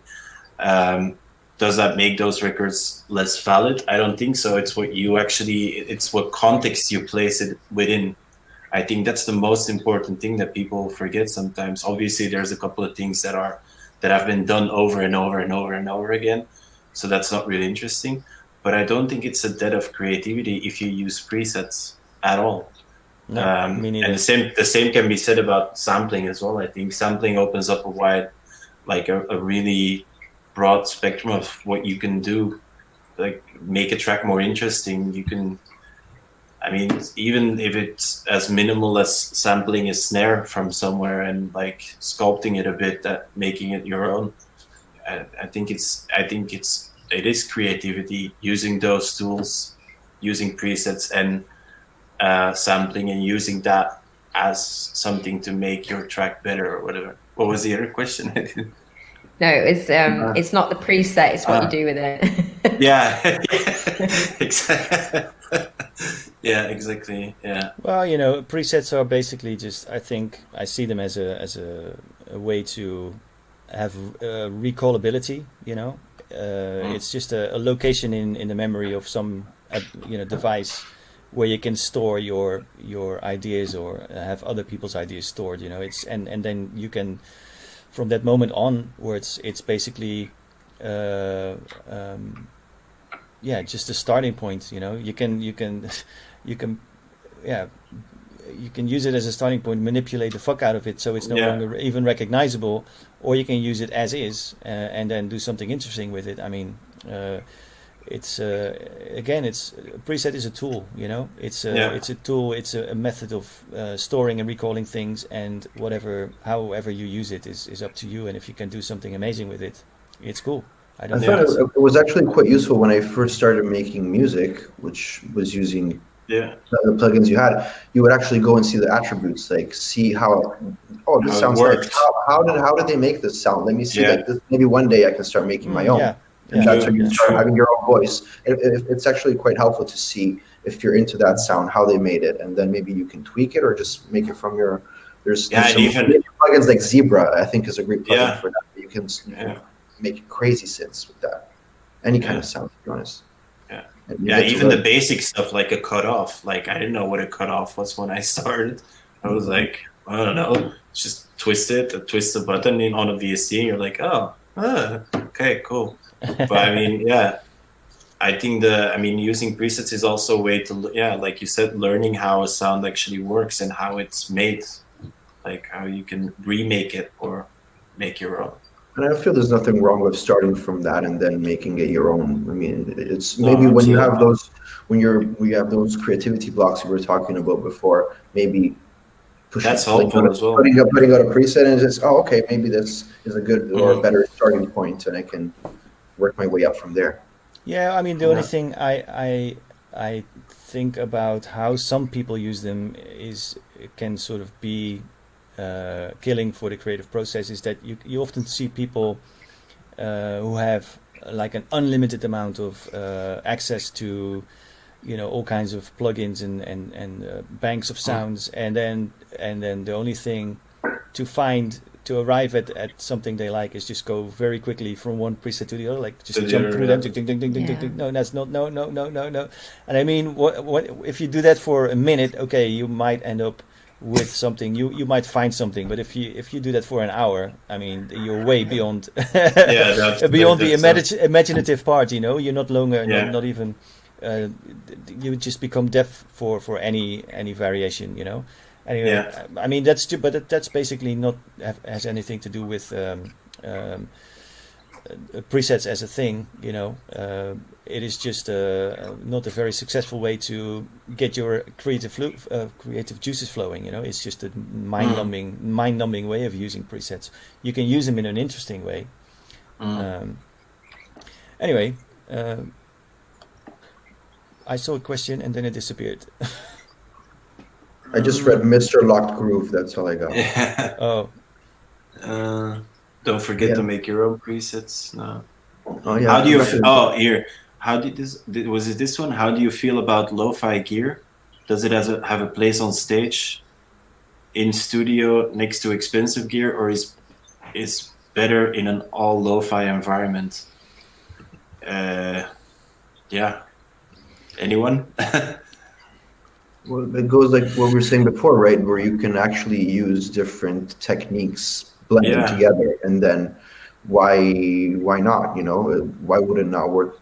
I think if you have expensive gear and you have shitty tape machine and put them together, why would that not work? Yeah, yeah, definitely. And what is lo-fi as well? I mean, I'm I don't know not if it means old. old. Yeah, Years. I mean, there's I don't know, is that lo-fi? I don't even know.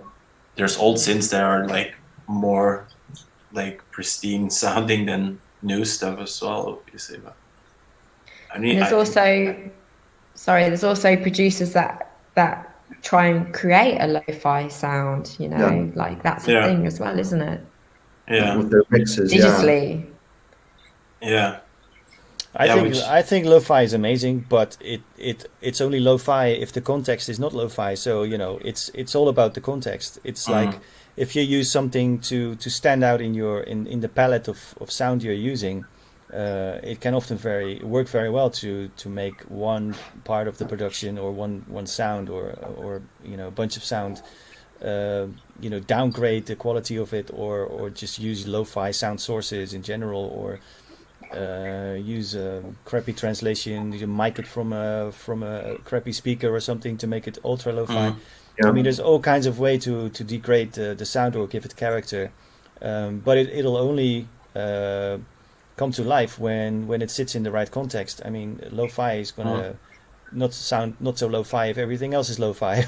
Yeah, if that's it sits true. if it sits against you know something There needs which to be is a very difference. hi-fi, Yeah. then you get the depth of Yeah. difference between the sounds, you know. And then I mean, yeah, lo-fi is fine, but only lo-fi is probably boring. Yeah.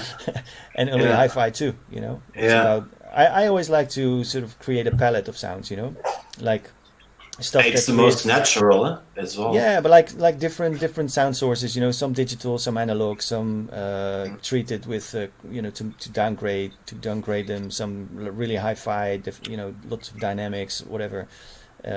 You create more of an interesting sort of field of sound with different sources and different sound qualities. Yeah, I like that as well. Like, yeah, because I mean, if you walk around on the street, like some stuff you hear like is further away than other stuff, so it's more natural to have like a bit of like difference between the different sounds, even in your tracks, than to have everything at the same level. Because, as you said, that's absolutely boring. Basically, to have like, yeah. I think it's also not pleasant to listen to. I think. If everything is kind of, there's no textures, it's just flat. Well, it's just like Rebekah said, it is a thing. It is an aesthetic, you know, lo-fi. Yeah, sound. true. Yeah, Yeah. it is a style almost, lo-fi hip hop or something. That's a whole category of music. It's the same with distortion. Like the that's way right. that I understand it is like that, you know, the techno went through a lot of distortion, but you also need really clean signals as well for the distortion to work. Yeah, So it would be the same ethos as that, really. So like it's really nice when you have the hi-hats distorted against like quite a heavy track, but then, you know, the kick's not distorted. Then this isn't, you know, like the mid-range isn't distorted, because then it just sounds crap if it all is. So yeah. Yeah, true.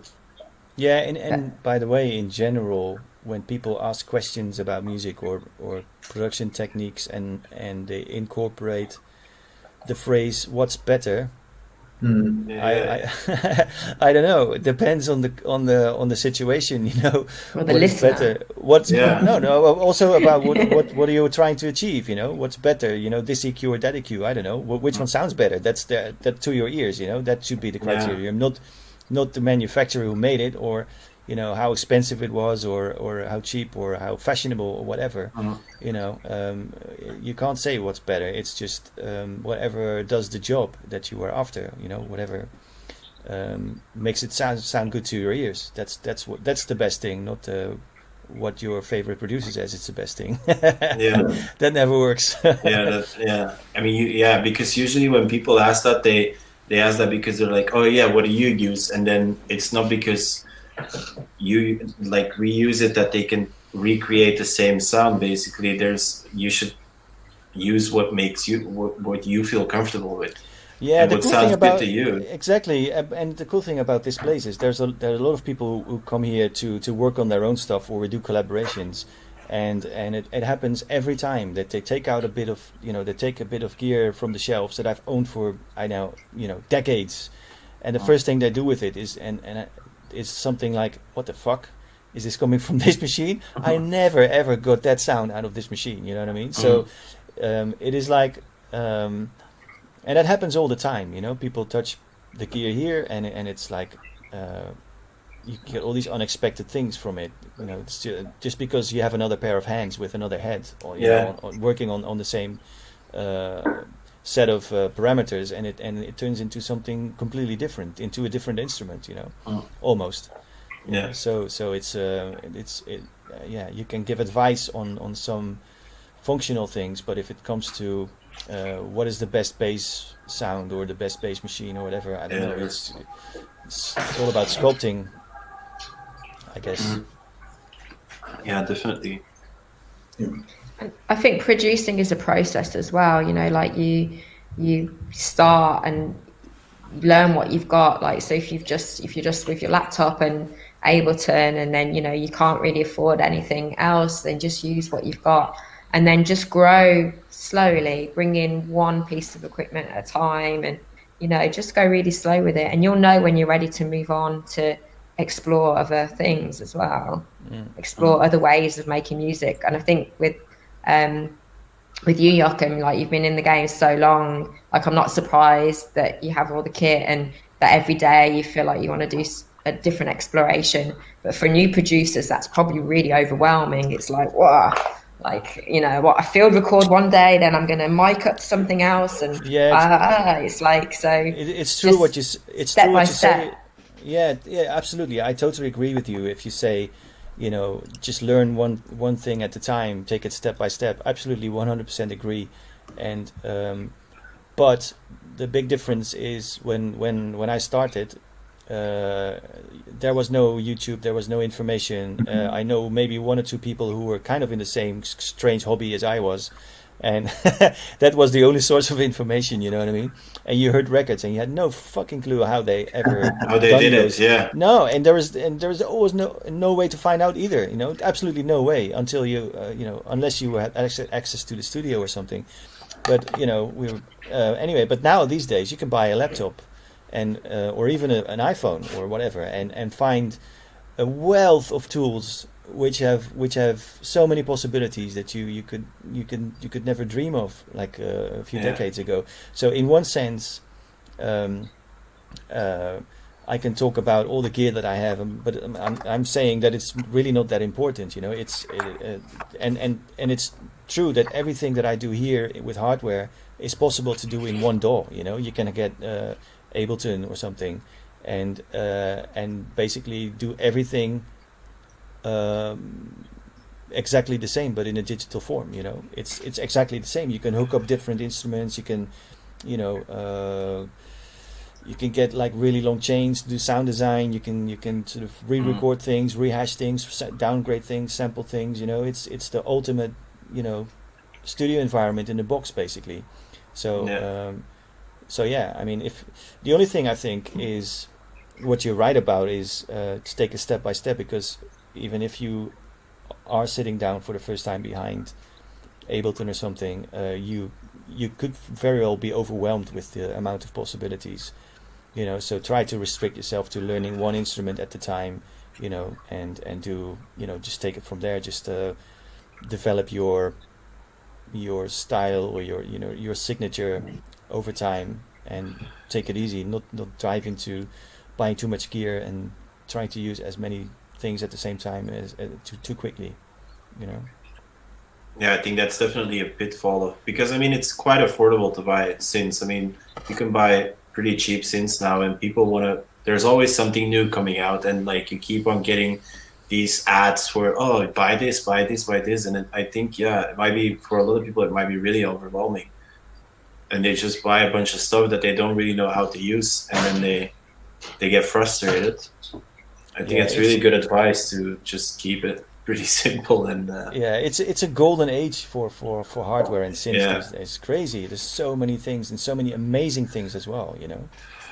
It's great. But as you were saying before, like now, to be honest, before buying something, whether it's a plugin or a piece of gear, you have the chance to actually see people literally unboxing it and playing around with it, and you see like the full experience of what would happen when you get that piece of gear, right? So you can, before buying it, you can actually have a pretty good idea of what you're getting, because people you can check the presets out. Yeah. I've seen You can hear them before you buy them. They're just playing around, and it's like, okay, well, I'm gonna buy this. It's useful. Before, you would just be like, okay, I'm gonna save up money, I'm gonna buy it, and if it's shit, I'm gonna cry and go to bed. Now you don't have that problem anymore. Yeah, that's true. Although there is there is a couple of things that you like. A couple of years ago when it came out, the Lyra 8, I bought it, and I had no idea. I mean, I still don't have any clue how to use it, to be fair. The guys that make it don't know what that is. Don't know what that is. It's like I just turn it on and like just touch it, and I'm like, yeah, this is great. But yeah, I mean, and it's such a weird tint as well, because then you end up.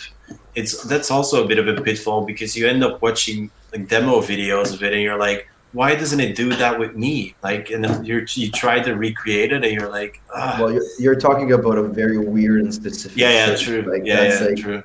It's tricky. It's an amazing piece of gear, but it's very tricky. Yeah, it is. Yeah. Well, I think that's the whole fun of the Soma stuff, is that it has you have to have a different expectation.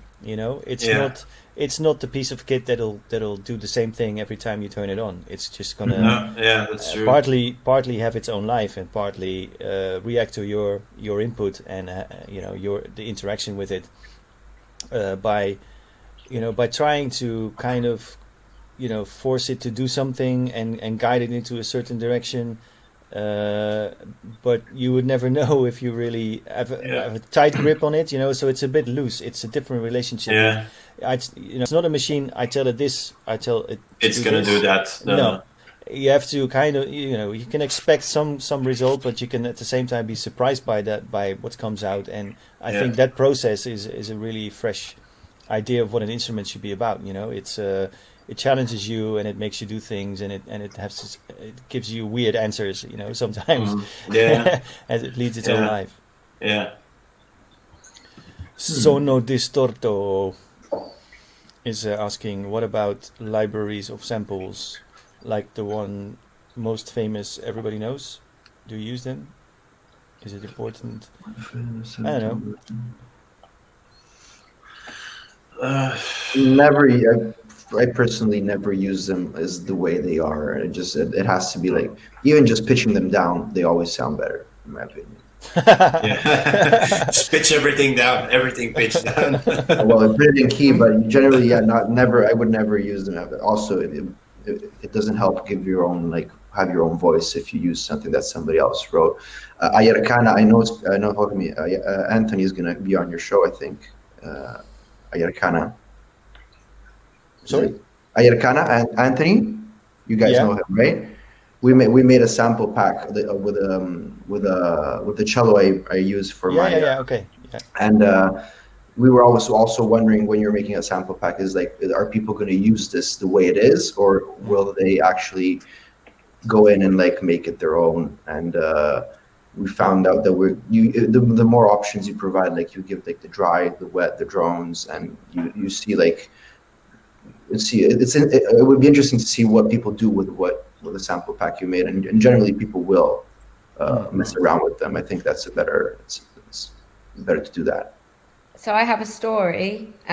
Basically, Joachim you had a sample pack, or you had something when I first started producing. Ages ago, yeah. Ages ago, yeah. And I use quite a lot of the sounds. I loved all your sounds. So some of them I would probably pitch, and then some I just fit, so I just use them. But I was really new, so I did, when you're a new producer, you just use, samples and, presets, and, you're just in that creative overwhelm sort of era of just like, just trying to put a track together. It doesn't really matter where the source is from.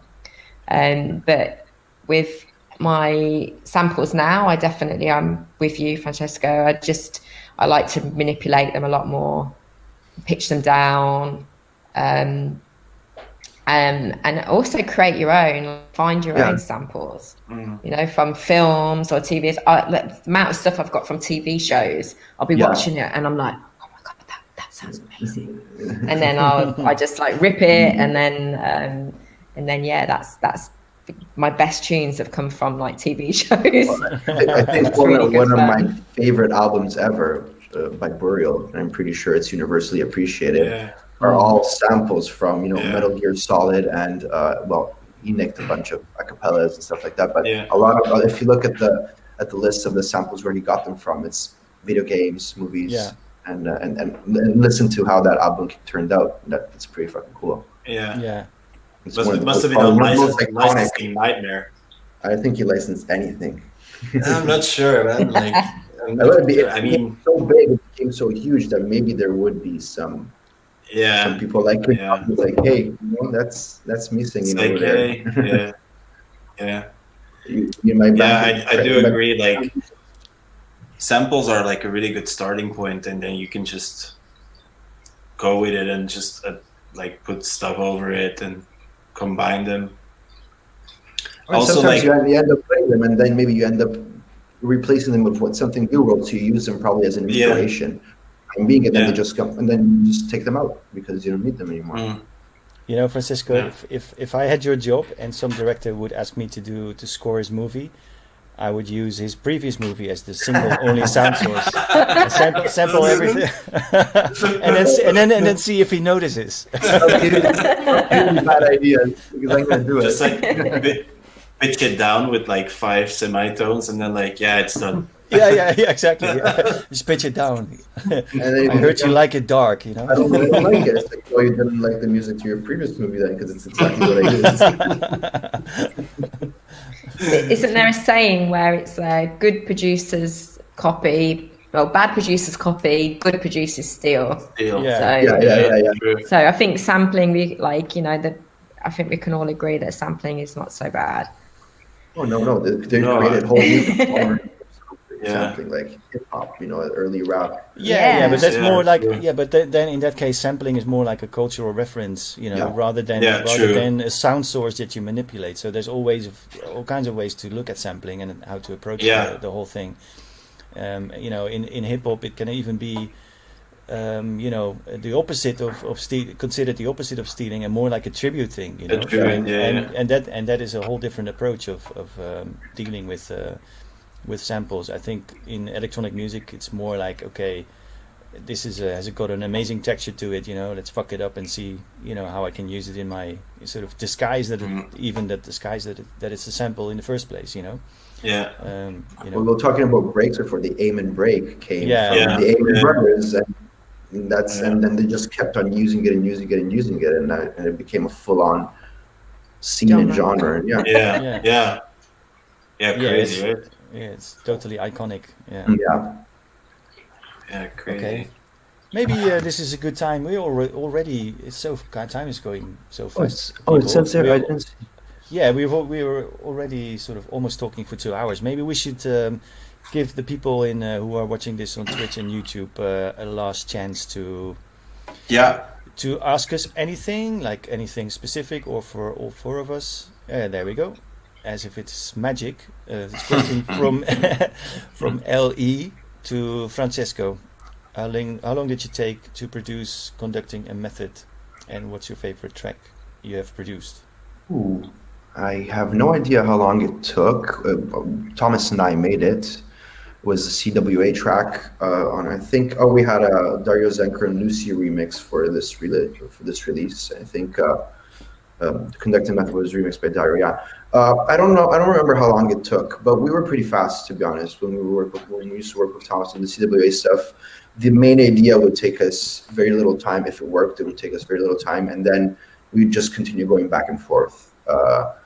So I can't really give you a time period of how much it took, but we worked pretty quickly, especially on the EPs. Maybe the album we did took a little while, took a little longer because we wanted it to be a very specific kind of album, and wanted to be sure, also being our first album as CWA and only album as CWA. We put a little more time into that, but Conducted Method I thought was pretty straightforward and was pretty quick.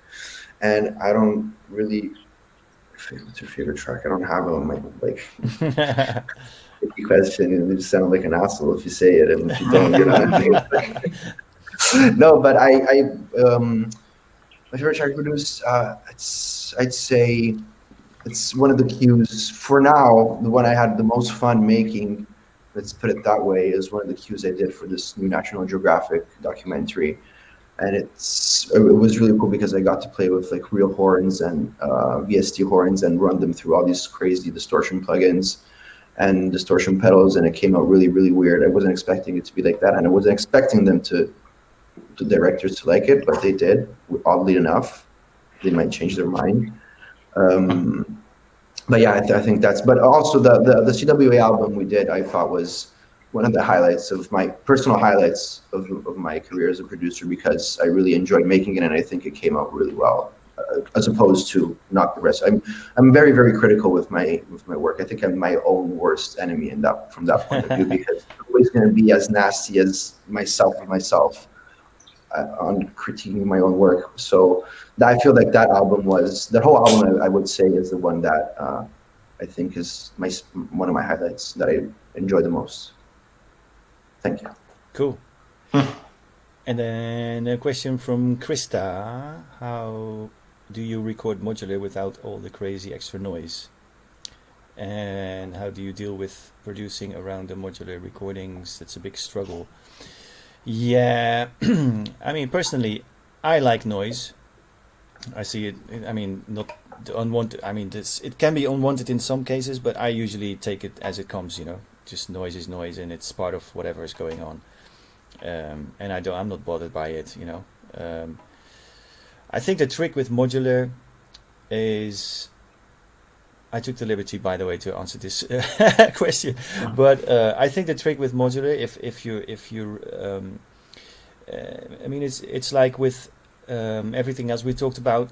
The thing is, it can be as complex as you want, and by getting lost in the endless amount of possibilities, you can have the, you know, working with modulars work against you, even, you know, because there's always a variation you can apply. There's always something different. So basically, you can start with something and have it go through 20 incarnations and end up with like completely different things. So you have to kind of make a decision at some point. Okay, this is where I'm gonna go with, and have like a clear idea of what you want to achieve.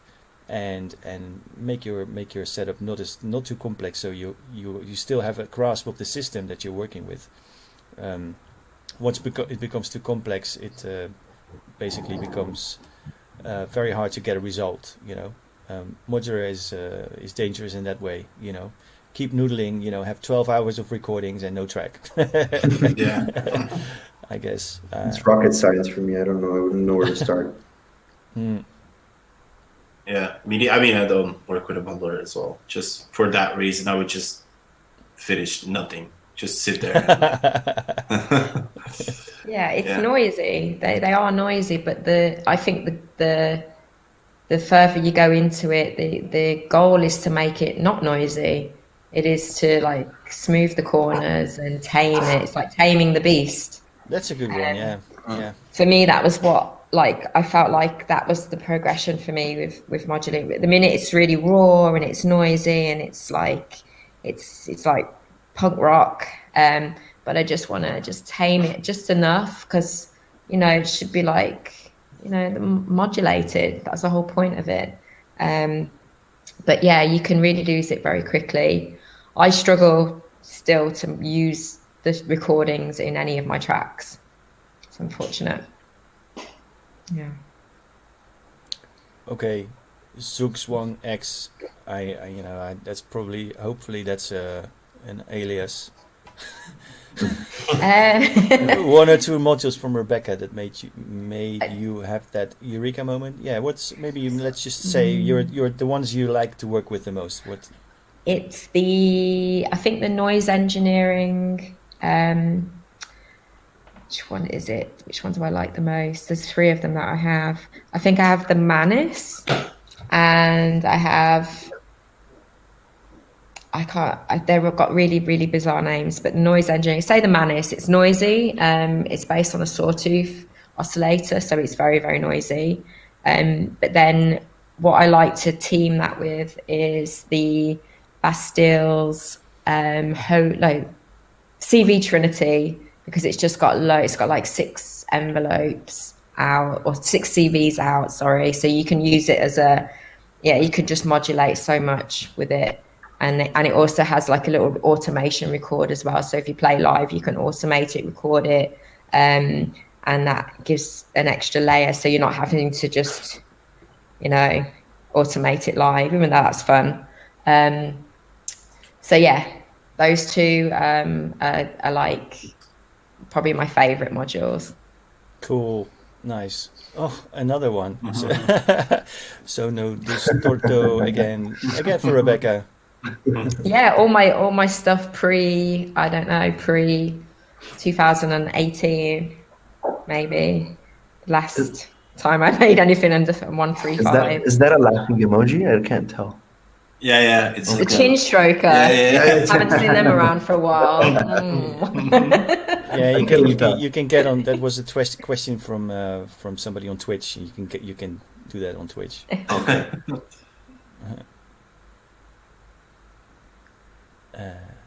Which is the noise. Okay, Yeah. they're chatting amongst each other now, I guess. I don't know. Okay, that's cool. Yeah, it's so. I guess that's a good point, Rebekah. It's that's the whole point about modular. It's in the combination, right? It's what you team up with what that makes the module, or makes the the end result you're after. Okay, so I mean, time's going so fast tonight. It's crazy. Yeah, Let's do this. So sometimes, or most of the time, we give everybody an opportunity to plug or promote whatever they're doing or what they have coming out. So maybe let's start again with Francesco. First of all, Francesco, what if people want to find out about what you're currently doing, since you're not since you have a lot of output which ends up in films? Is there a place that collects all the stuff you do? Well, the only social media I have and use is Instagram. I don't have anything else. So usually I will put anything that comes out or I do on there. And it usually is when it's out or about to be out. It's nothing that's going to be like way before. I also have a website which is basically just a text. If you look at it, it's going to be so boring, but it's just like links. It's links where when the stuff is actually out. For people who still read. Yeah, well, there's nothing else to do on that website. It's just white with black writing. So I still gotta get to that. I think probably this time would be the right time to fix it. But yeah, anyways, I will put anything on my Instagram and I will share with anybody that's interested. And I'm happy to answer any questions. I'm not really precious about it. I actually enjoy it. Like, this was a really nice talk. I enjoyed this very much. Awesome. All right. Yeah, and for now, I probably mentioned everything. So yeah, I feel like the 2 closest things are the short movie called Farewell, the National Geographic Nanook documentary, and the sample pack I'm doing with Ayarkana for his Colossus Audio website. And it will all be on Instagram, so they will have links and everything, and they can go check it out. Cool, thanks. Thank you. Yeah, I encourage people definitely to check that out. Some really amazing stuff you did recently, so thank you. Well done. Thank you. And Rebekah, you've not been sitting still. You told us about the challenge in the beginning of the podcast. What else do you want to promote or mention? Anything else? I have a new release out. It came out on Monday on Soma. So it's just a 4-track EP. It's a bunch of tracks. I think a couple I made this year and then a couple I made last year. So yeah, if you're into my music, you can check those out. And that's really it. Yeah, I need to get back in the studio need to challenge myself, literally. But yeah, thanks for having me, Joachim, on the show. Yeah, Good to glad see you could you make it guys. this time, and you feel Yeah. better. We'll keep an eye on your projects for sure. And Tim, I think we are talking now because you sent your new EP. Is that already out in the meantime? That's out. What day is it? 6th of November. So that's next week, Friday, I think. Yeah, next week Friday. It's on my own label. So yeah, it's like I started it in March or something, I think, and I finished it in June. So it took a bit of time to get everything sorted. So that's out, and then the 11th December. The soundtrack I did for the Outlaw Ocean project will be released as well on their label. And yeah, that's about it for now, I think. I mean, don't have any shows to promote, so thanks for having me, man. It was really nice. It was really nice talking to all of you. Cool. Well, thanks for all for being here, and I had an awesome time. It was a great chat. Lots of new ideas again, as always. And I have to thank the people who stayed with us in the YouTube chat and who watched this on Twitch. If you can't get enough of producers, just music talk, you can visit our Discord server, because lots of like-minded people and people who are making music are hanging out there, exchanging information, stories, and ideas. It's becoming a really fun place to hang out, to kill your time. So yeah, have a look there, and that's pretty much it, I think. So Cool. Thanks again, and thank you all. Thank you for having us. Thanks, man. have a good week, everybody. Yeah, And, you too. It was great to see you. Likewise. Ciao, ciao. Bye, guys. Ciao. Bye bye. Ciao. Bye.